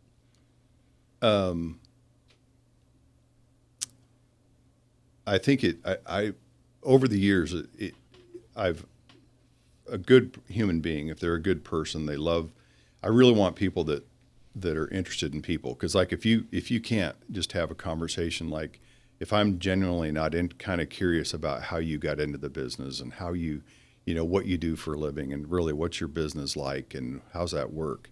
If you genuinely don't really care about those things, because the customer can feel that you're just asking them questions to ask them questions. You know what I mean? They can feel that. You're interrogating me. Yeah. So it's that changes that whole conversation. So if you have a good person, that's the foundation, because they're just, like we said, they're looking for the person that they're going to buy a car from, right? Yep. Because it's always been, there's only 3 reasons a customer leaves the dealership, right? It's the man. It used to be man, money, or machine. It You know still what I is. mean? Now, it always will be. You It know what I always mean? will It's be. just, they either don't like you, the number you gave them, or it's just that way. So, but I have had those opportunities where you get somebody that's really a high performer at some other market or some other store. Probably not the greatest person, but yeah, it'd be nice to have those extra 25 or 30 units a month. You know what I mean? And I get it. You're tempted by that, but it never works out. It's just invariably they're the ones that pollute the floor. They cost with attitude and change in attitude on the entire floor. If all the other 17 people sell 2 or 3 less cars because their attitude is Your net gain is nothing. nothing or negative. So I've had many opportunities to learn that over the years, where you've got that high performer on the floor. Yeah, they sell a lot of cars, and in relation to that, we do quarterly reviews with our staff, our whole staff, but we have what's called 5-star reviews, where we have categories of things that they're graded on from 1 to 5, and it, like with a salesperson, one of them is units. How many units do you sell? But it's also things that have to do with your character, right? And if you're a 5 stars in volume, but you're a 2 or 1 star in every other category, we don't keep you. Like, you know what I mean? It's just that's not the way we want to operate. So it's. And that question was designed somewhat on the pejorative. I know you're a big Maxwell guy, and you're a big believer in PI tests or the such, and maybe variances between the tests. Yeah. But what does that perfect candidate look like? High people skills, high drive, Yeah. very impatient. And that's getting low harder to do impatience. because Yeah. of people's, ability to sit behind a computer to communicate with people versus having a conversation. sure. I think it's getting tougher to find. It is. I would agree. Somebody that can talk to people. Yeah, they're used to talking to people this way, but Right. this conversation is really tough for them. Although you do see, it's interesting. I think that the new wave of people that are coming into the workforce, some of them get a bad rap. You know what I mean? It's all these kids don't know how to work, but we've got some young people that are are driven. They're engaged. They love what they do. They love their customers. You know what I mean? But their PI says that, right? If their PI doesn't say that, a leopard has spots, or it's just going to be that way. That you can't change who they are. Now, I think there's some variances to that. Sometimes if you manage a person right, or you teach them to recognize those weaknesses in themselves, they can overcome it. I don't have a high proficiency to detail. Right. I'm not a detail-oriented person.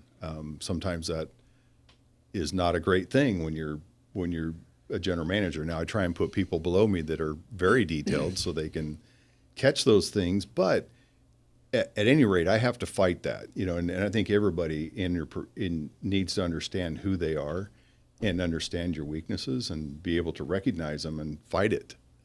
If you really want to succeed, you got to be a complete general manager. Yeah, you have to definitely. Our mutual ex-owner, Mark McClarty, used to call me, and it was kind of in line with what you were talking about with the reputation of being laid back. I was called the stoic general manager. That's what I don't know. And I think it has a lot to do with my military background, where nothing. I'm not gonna. I had drill sergeants barking in my face, telling me to beat my face against the ground for 50 push-ups. You're not going to intimidate me by yelling at me about a number on a financial statement. Yeah. But I think a lot of that does come into play to be as well-rounded. I took it as a opportunity to show more enthusiasm and work on some of those things where maybe I was lacking. Yeah, so I think sure. that's certainly salient, Yeah. even in my world. At Honda of Lincoln, your staff biographies read like a family tree. Sales consultants with 32 years experience, managers with 25, service techs, been there since the 90s. When you walked into Frank Lita Honda in 2022, what was the tenure culture already like? And what have you done since then to establish and build something similar?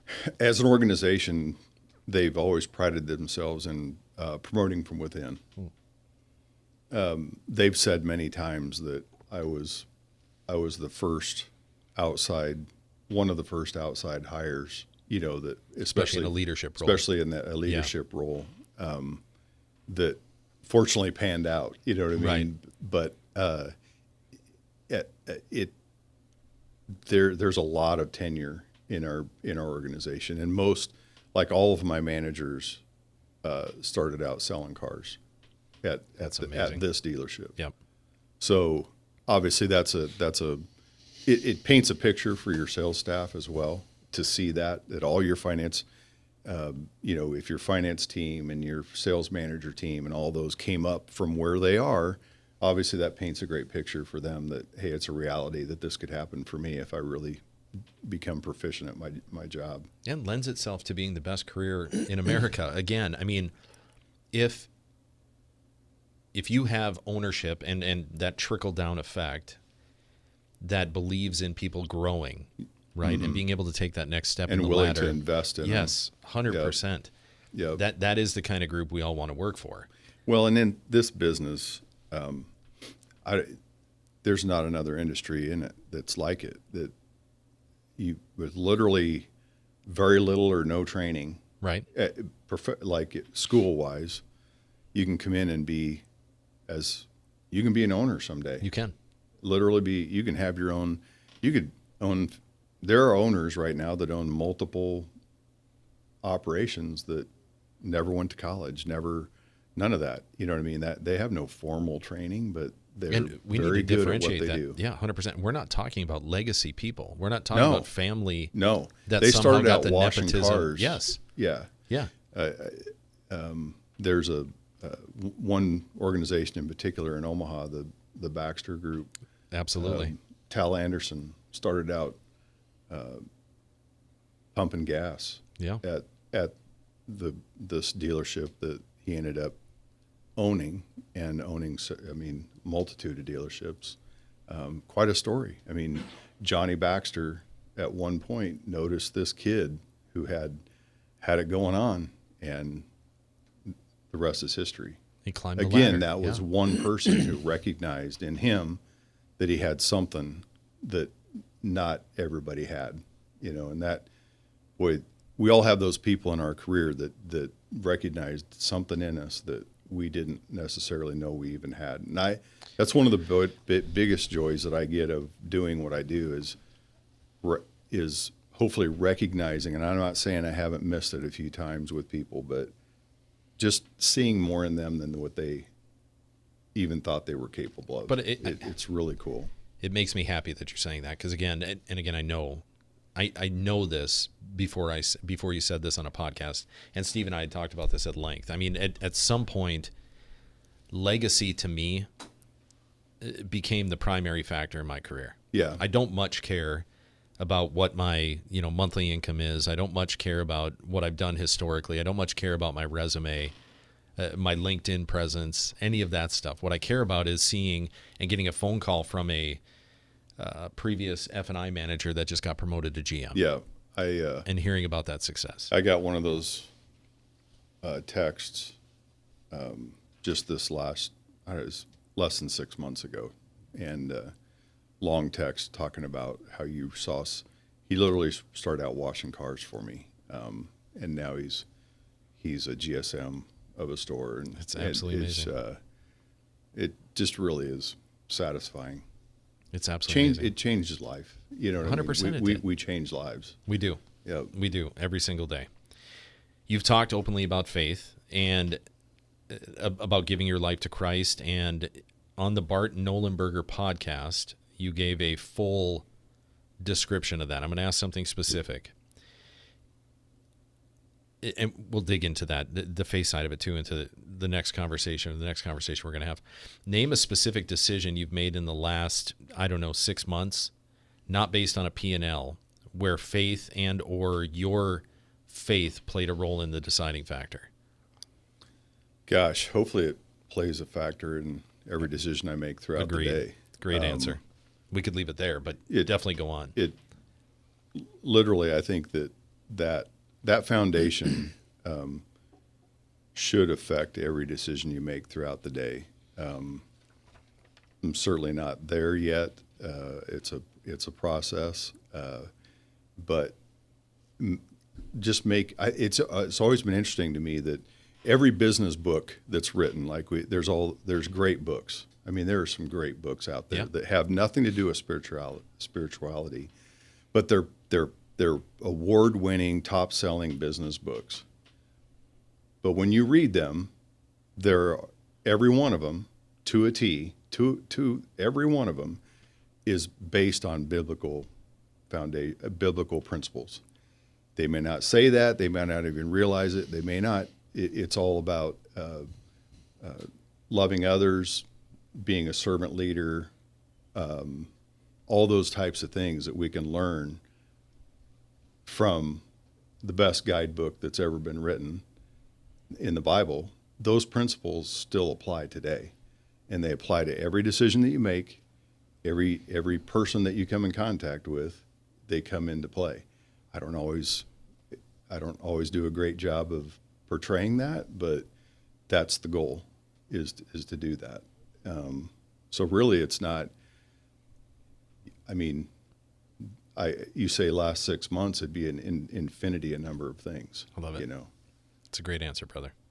I love that. For a young sales consultant listening, and full disclosure, Eric's son, Isaac, is literally a sales manager in a big group currently. So you've got a young sales consultant listening to this podcast, 22 years old, first year in the business. What's the 2-line piece of advice you'd want them to hear from you that would compress their next 5 years, what they should be cognizant of?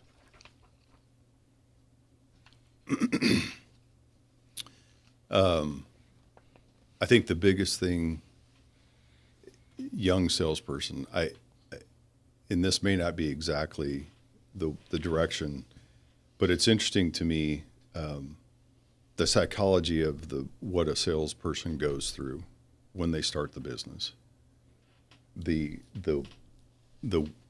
timeline that they all go through, where that first 90 days or actually 60 days or whatever it might be, they're just glad to be there. They are Right. fired up. They're excited. They don't know. They barely know where the keys are and where the bathroom is. You know what I mean? They don't know anything. But we've all seen them sell 15, 16, 17 cars. Why? Because they're glad to be there and they're excited and they have some enthusiasm, right? And the customer picks up on that. And this, if you're excited, I'm excited. If you're glad to be here, I'm glad to be here. If you love this store, I love this store. If you love the car, I love the car.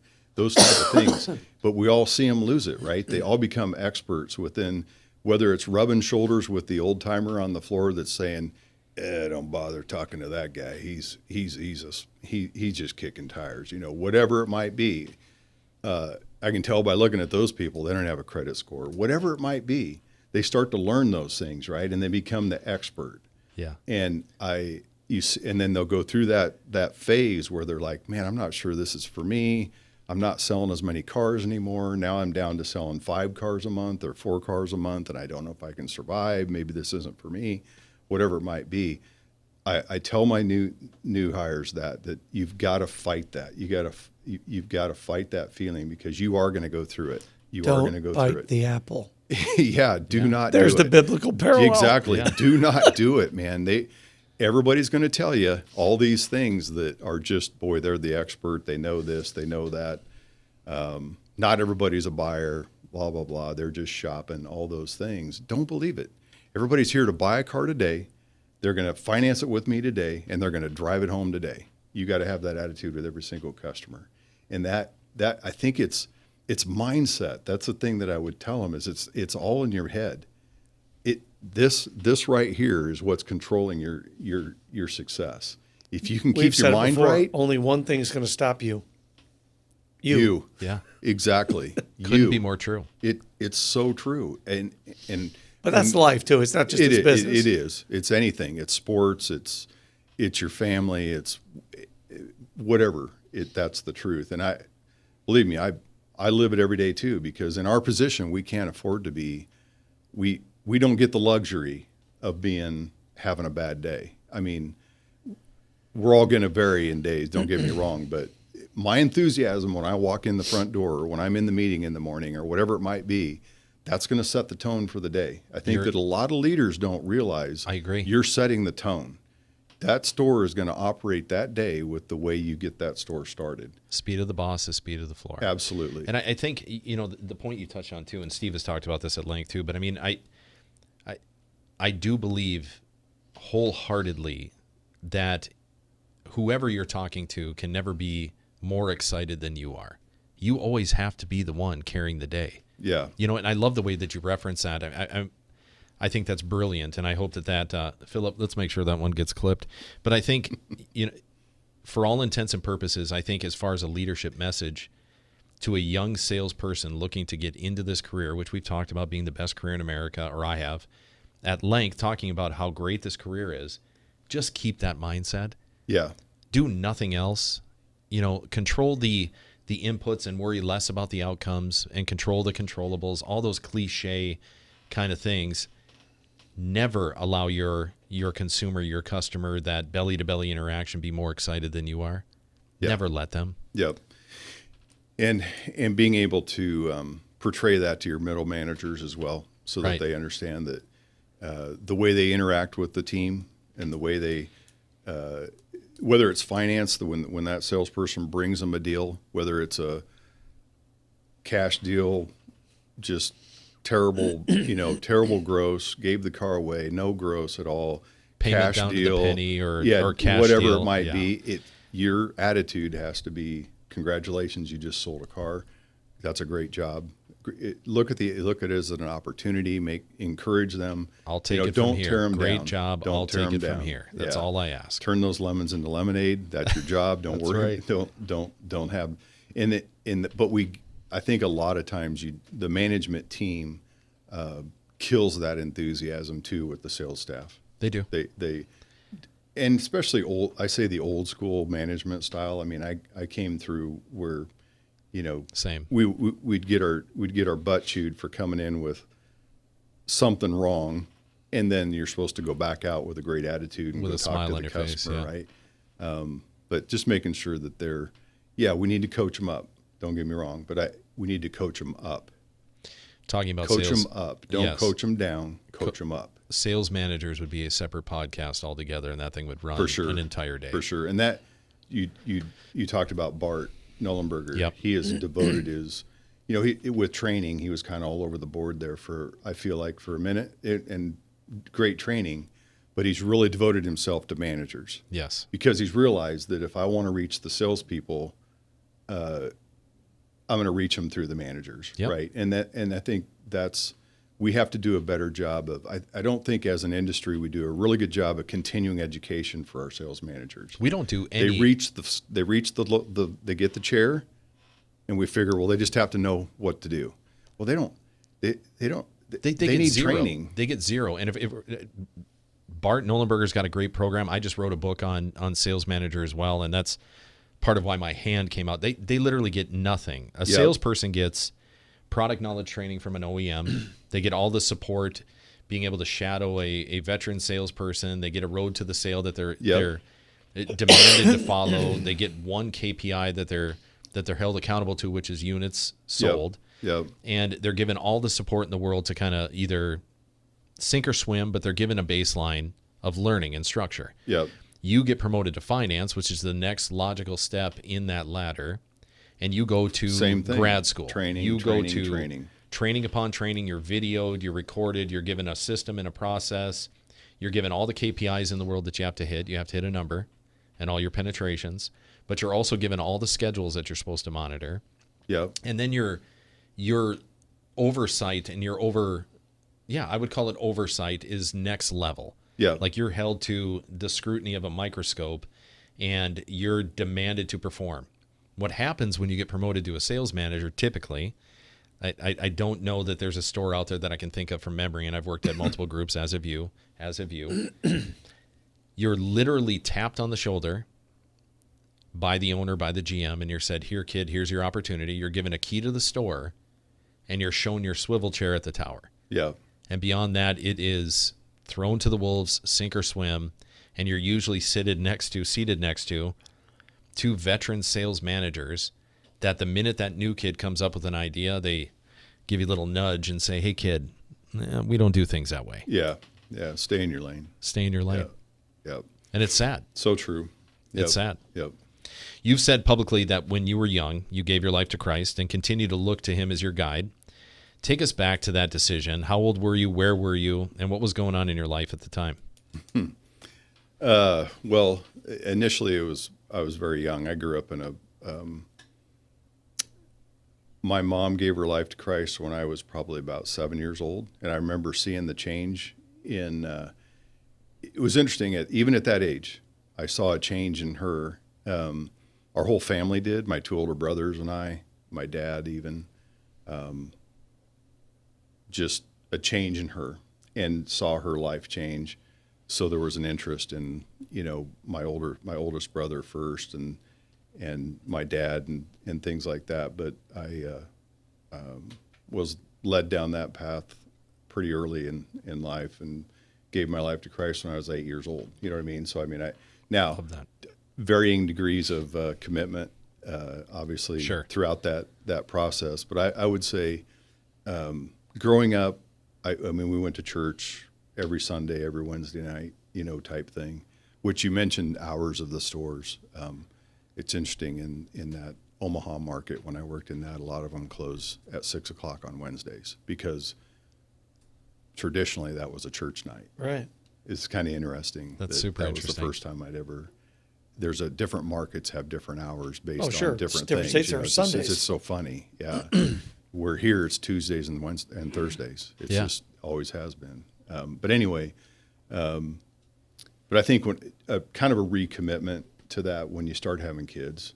When my wife and I started having kids and wanted to raise them, we wanted to do as best of a job as we could, and you feel inadequate enough as a as a parent anyway. We definitely relied on our faith a lot. Yeah, it never ends. It's all kind of like the car business. The job never ends. It doesn't. It doesn't. It just changes, right? It Right. just changes. The stresses about kids just change. So that's a great segue then too. You and Angie both put Christ at the center of your marriage. You said it yourself, putting Christ first in your relationship. How does that work when you have 3 kids, grandkids, a real estate business, and a Honda store that you're running, and you're all pulling on the same 24 hours? We definitely are busy. I mean, especially, I'm busy with the store, but Angie's definitely busy with her real estate business and grandkids, trying to balance that and be a tremendous grandma that she is, and helping take care of those kids. But how do you do it? It's I mentioned intentionality earlier. Yep. And it's an intentionality of keeping that.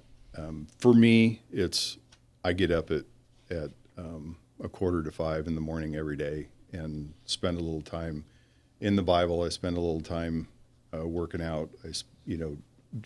But that's an intentional thing. You got to make time for it. And I think we can all make excuses, but we all have the same 24 hours in a day, and some of us just use them. And not me. I'm just saying there are guys out there that use it a lot more efficiently than I do, but I try to be, intentional about those things, making it part of my daily routine. Human nature is to justify, and that's the unfortunate part, is we justify why we didn't. Well, your head tells you. Yeah. Because that alarm goes off at 4:45 in the morning. It's easy to say, just take today off. Yeah. You don't need to, what's the use? Just take the day off. Right. Sometimes it's tough. Sometimes you pop out of bed, but other days it's not that easy. But Marcus Aurelius referenced it. He said it pretty wisely. You weren't designed to be in bed. Yeah. Just get out of bed. Yeah. The car business, fair or not, has a reputation, right, for being cutthroat, transactional, maybe even a little morally flexible, Steve. You've operated inside it for 30 years without losing what you believe. What does a faith-anchored GM actually do differently in a dealership than maybe a GM who doesn't have that bedrock, that cornerstone? Well, in our industry, as you guys well know, there's white and there's black, and then there's gray in between. Right. And I think a lot of I try and operate in just not in the gray either. You know what I mean? There's always thinking of the customer first, not putting them in a position that is unfair. Because in our industry, it creates some really opportunistic. There's some opportunities to take advantage if they're unaware of what you're doing with the numbers. Not ever doing that. You know what I mean? And being sensitive to different life, the real life situations that a lot of customers are in. We come across customers that are in pretty tough situations, whether it be the widow who wasn't planning on buying a car on her own, but she's lost her husband and she's never done this before, and she's scared to death and doesn't know anything about it, not taking advantage of that situation, And again, those are principles that are long-standing, but actually applying them, and not saying, well, I'm sure we'll just ask forgiveness on this one, but we're going to take advantage of this. You know what I mean? It's just not doing that. Granted, we're a profit-driven business, right? Mm-hmm. There's nothing. All businesses it's not. are. Yeah, it's not a bad word. All businesses, right? But to a level, so. And again, the best, most published, most distributed business book ever written was maybe that one that's on your nightstand currently. Yeah, correct. Correct me if I'm wrong, but Frank Lita specifically, that stated that the Lita family is publicly Christian. That's part of the brand identity. And it's part of the Lita for Life philosophy. When Michael Lita called you and you took the job in 2022, how much of that decision was based on the fact that this is a place where I can lead the way I want to lead? A lot. Yeah. A lot. It was a huge part of their faith and their willingness to put that out there. And in our conversations, even having that being part of the conversation was definitely a huge part of that, for sure. There's just an alignment there that you feel, there's a comfort level that you feel in knowing that that's their foundation and it's yours too, for sure. Being a grandfather myself of 3 beautiful grandchildren, thank you, Keegan and Sammy. It's awesome. You're a grandfather to Harlow Ray. Is that the We've got 6. You've got 6 grandchildren now. Yep. We have 3 in St. Louis, 2 in Lincoln, and 1 in Columbia now. So I love that. yeah, I love that. They're awesome. What? It's interesting. You know, I can remember when I was some of my buddies were starting to have grandkids, and I remember when we didn't yet, which was fine. But I just remember they're like, dude, this is so awesome. They are so awesome. And now you see what they were talking about. You know, we certainly enjoy them. See, Steve, there's a light at the end of that tunnel. Someday, again, buddy. Someday. Hopefully, a little later than sooner. Yeah, no rush. No rush. No rush for them. They gotta Yeah. figure stuff out. For sure. Has Early that- 20s, for so sure. they're not there Yeah. yet. Has being a grandfather changed anything about you and how you run the business from the GM desk? Interesting. That's a great question. I think there's I think being a grandpa, I know in business it's not a real enduring term, but it softens you a little bit. Mm-hmm. You know what I mean? Definitely grounds you a little bit, brings you back to what's really important. You know, those kids are awesome, and one of them in particular, they're all awesome, but we have one that with a disability, and she is just the light of our family. Like she's awesome. Like she gives the best hug. Has the greatest smile. You know what I mean? She just is. And so those things are little reminders that what's really important, you know. Love that. Love you for sharing that. You've talked about wanting to retire on the water somewhere with Angie. What is the actual plan, and how far away is it? Eric Olsen, give me a timeline. I make the joke that at this point financially, I think I'll have to work till about noon of the day I die. Yeah. So obviously I hope that's not true, but I'm 58. I have no aspirations of wanting to retire. I think it's a common theme in I our love business. this business. You know, I know Buddy. other friends, So that true. teachers Oh, or executives at companies. They are counting and the there's days. Exactly. They almost have a calendar on the wall that they're just like, ugh. I don't have that at all. I don't either. And my Same. wife, Angie, doesn't feel the same way with real estate. Of course, that's a great business where you can do it as much or not as you want to, Right. you know, as long as you want to. But I have no timeline. If I had to say, it's at least 10 years, you know what I mean, before I'm ready to think about doing anything else. And even at that point, I don't want to stop doing something. You Yeah. know what I mean? Maybe it changes roles at some point. I don't know, but I don't think we're going to get out of the business. Any 3 of us sitting at this circle having this conversation. I got a text 2 days ago, I think, saying that they heard on either a podcast we filmed or one of the podcasts I was on that said something to the extent of, I'm going to be a turtle doing dealer trades. I will not retire. I will not be out of the car business. I don't foresee any scenario where I'm not at the dealership for a majority of my in week. some respect. Yeah. Yeah. I agree.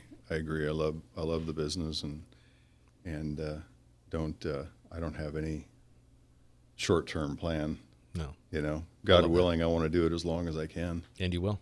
Yeah. I would bet that you will.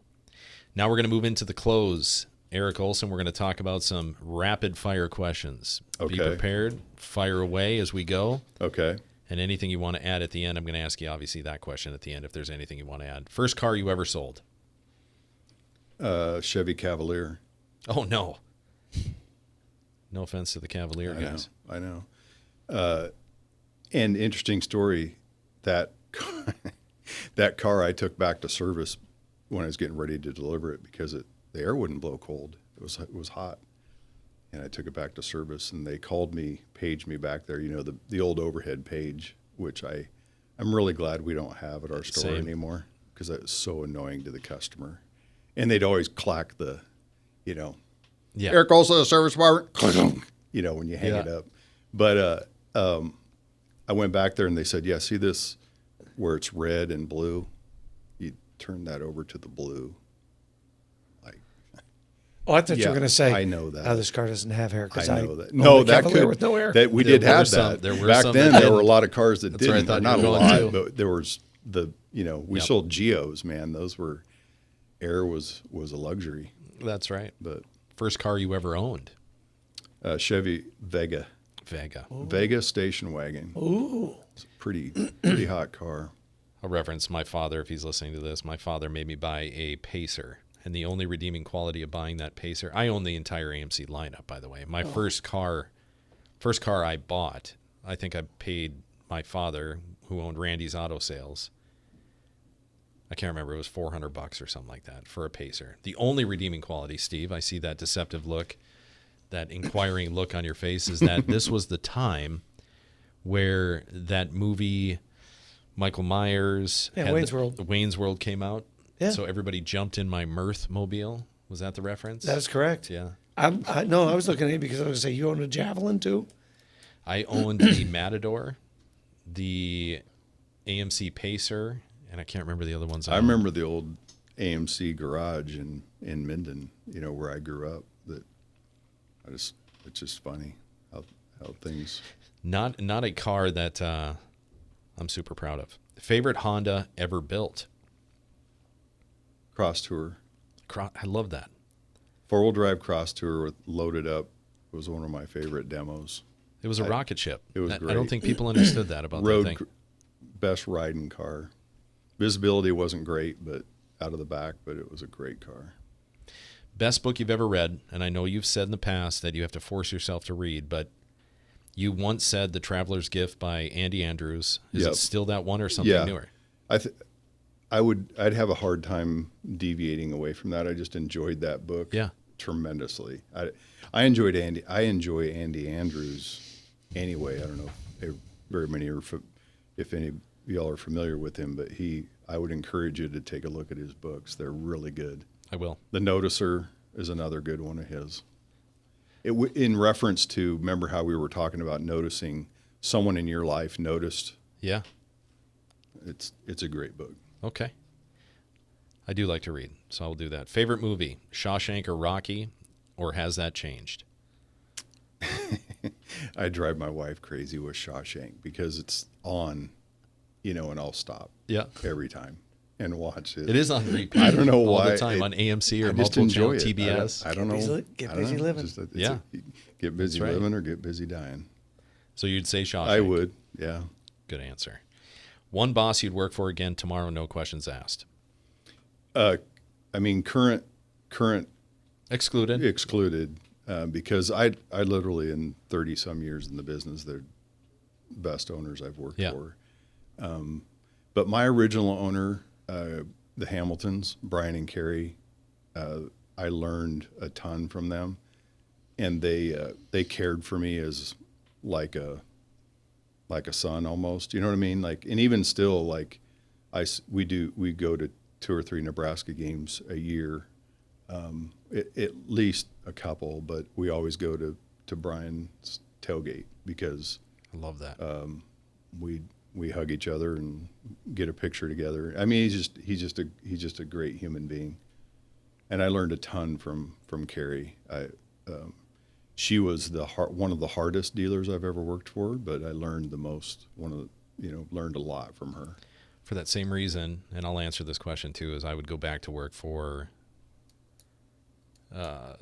Tim, Drew, and Tanner, and Dan Wilson tomorrow as well with the Corwin Automotive. Yeah. Yeah. I mean, Yeah. that's for the same reasons. Like, they're the ones that saw it in me and gave me that. Steve, what would you answer? Current employer excluded. Probably, I didn't work for that many people because I Yeah. didn't work at a ton of different places. But the dealer I worked for, Jim Hoyt, was great to me, and Randy Scharf, who was the general sales manager, that mentored me. They were awesome. Think about from the dealer's chair over the years in this industry, how many lives they've changed. It's really, and I said this earlier.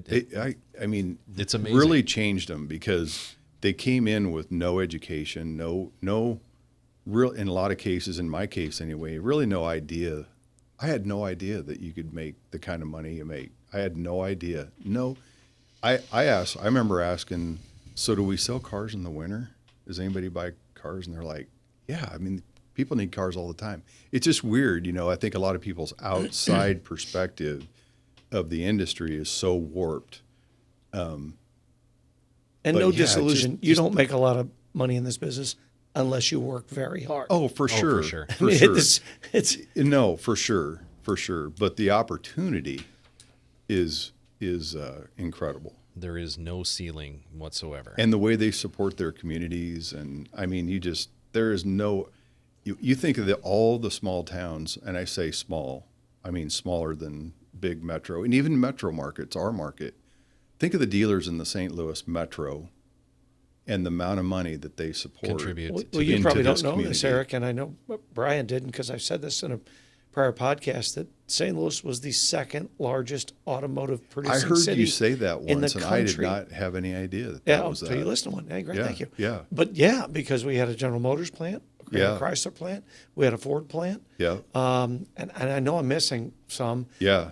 And that's not including the suppliers. Yeah. And that's where it's that trickle down effect. And The number of people that are employed. I mean, it's just. I think I'm wrong on the insane. statistics, but it's somewhere in the neighborhood of 15% of the population. Is influenced related. by the auto industry. car Yeah. business, Yes. So And if you really want to see it, live in Detroit for a year, like we did. Yeah. Oh, wow. And we Yeah, lived never did. post downturn, and I mean, you see the number of houses for sale and the way it affected that economy. Yeah. It was crippling. So That's amazing. It's an amazing. It's very true. Industry. Sign up for the car biz, folks. Yeah. Is there one deal you still think about today? One deal. One car deal. Does any one car deal stand out to you today? Good or bad?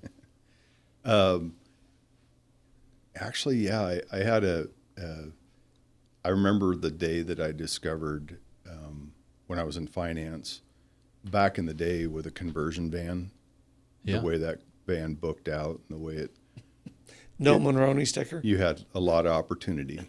Yeah. And it was one of my biggest deals. And I don't feel like I took advantage or anything like that, but those vehicles presented a lot of opportunity. For protection, And- for yeah, coverage, for a For a vehicle that was going to Secured break loan. a lot, Yep. anyway, because you know how those things disintegrated around themselves.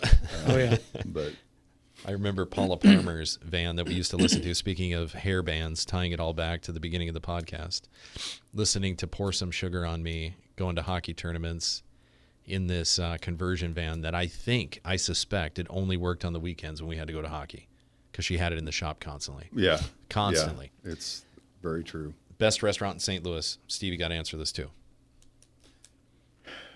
My favorite is Paul. Is it Paul? Paul Manos. Paul Manos. That was mine. You're going to say the same thing. As am I. Yeah. Took my daughter there for definitely one of my birthday. Yeah. favorites. Oh, yeah. I just enjoy the atmosphere, the food, It's so cool. everything. I just love that place. It's so cool. yeah. If you could have dinner with any famous person, dead or alive, you once said Tim Tebow. Is it still Tim Tebow, or is there somebody else? No, I think I've. Tim Tebow would be. I think his the way he led his life, handled his professional career, still handles his career. You know what I mean? I think there's a lot of good things. This to next learn- chapter, to protecting learn. children and what he's doing currently. Yeah, to what he's doing with that foundation is incredible. I'm not saying that, but gosh, now it would probably be somebody more in a. I don't know if I'm going to name somebody as much as I am somebody who's been incredibly influential in our business, or, you know what I mean, been incredibly successful.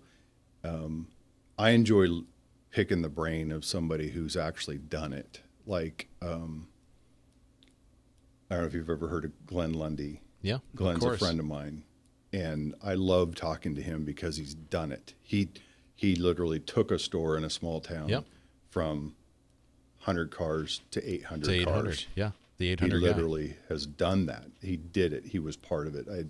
I love picking their brain about what did you do? Yeah. Like, how did that happen? You know?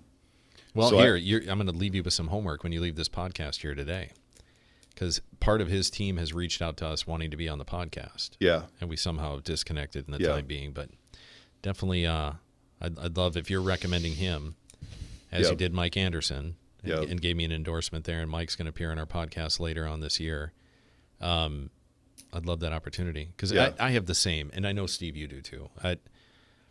When you have real talk with a real car guy or gal, there's nothing better. Oh, for sure. And that's the genesis of this whole thing. And it's really the you can talk philosophies and things like that, but it's go back and try this. Yes. Specifically, tomorrow morning's meeting, do this. Actionable, practical, specific. Yeah. I mean, that's it. Yep. That's a great answer. Coffee or something else in the morning? Coffee, 100%. Not a boy. What's the part of the GM job that nobody warned you about? Probably the administrative side of it.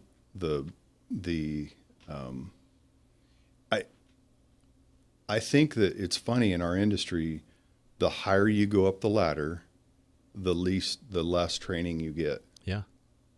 Like, we talked about that earlier. I was thrown 100%. not thrown in. I was incredibly blessed to have the opportunity to have the general manager chair of, what was it, 17 years ago or 8, whatever, how long ago. But I wasn't ready. Like, I was ready. No, I get what you're Maybe saying. emotionally I was ready, or leadership wise I was ready. Aspirational, you were ready. I had no idea what that means. Like, okay, what do I do?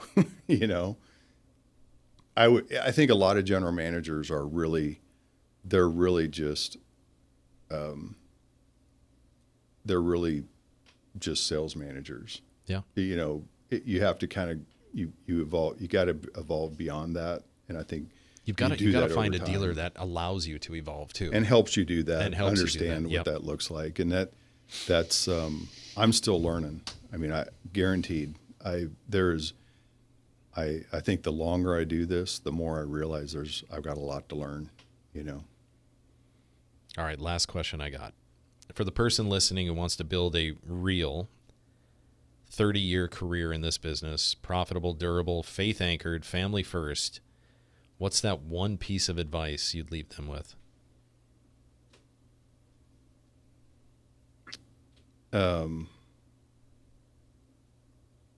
Never give up. Trust the process. Stick to the process. Don't be afraid to hold people accountable to the process, but love them along the way, and make sure that they know that you care about them as much as you care about their career as much as they do. It's a great place to stop. Yeah, I nothing to add to that. Thank you. You bet. Appreciate Thank all you. your time today. I appreciate it. It's been enjoyable. Yeah. And I love fun. you. It's been fun. I love Absolutely. you too, brother. Yep. It's been fun maintaining our relationship. Absolutely. Beyond our initial time when we met. First time we met, walking into dinner at the leadership retreat. Yep. In Branson. In Branson. Yep. McClarty Leadership Retreat. Which was awesome. That was an awesome weekend. That was one of the best parts of working for that It organization. was awesome. Yep. That was a great time. Yep. Eric, thank you for coming on. You bet, buddy. I greatly appreciate Thanks for it. having me. I'll talk to you soon. All right, buddy. Good luck.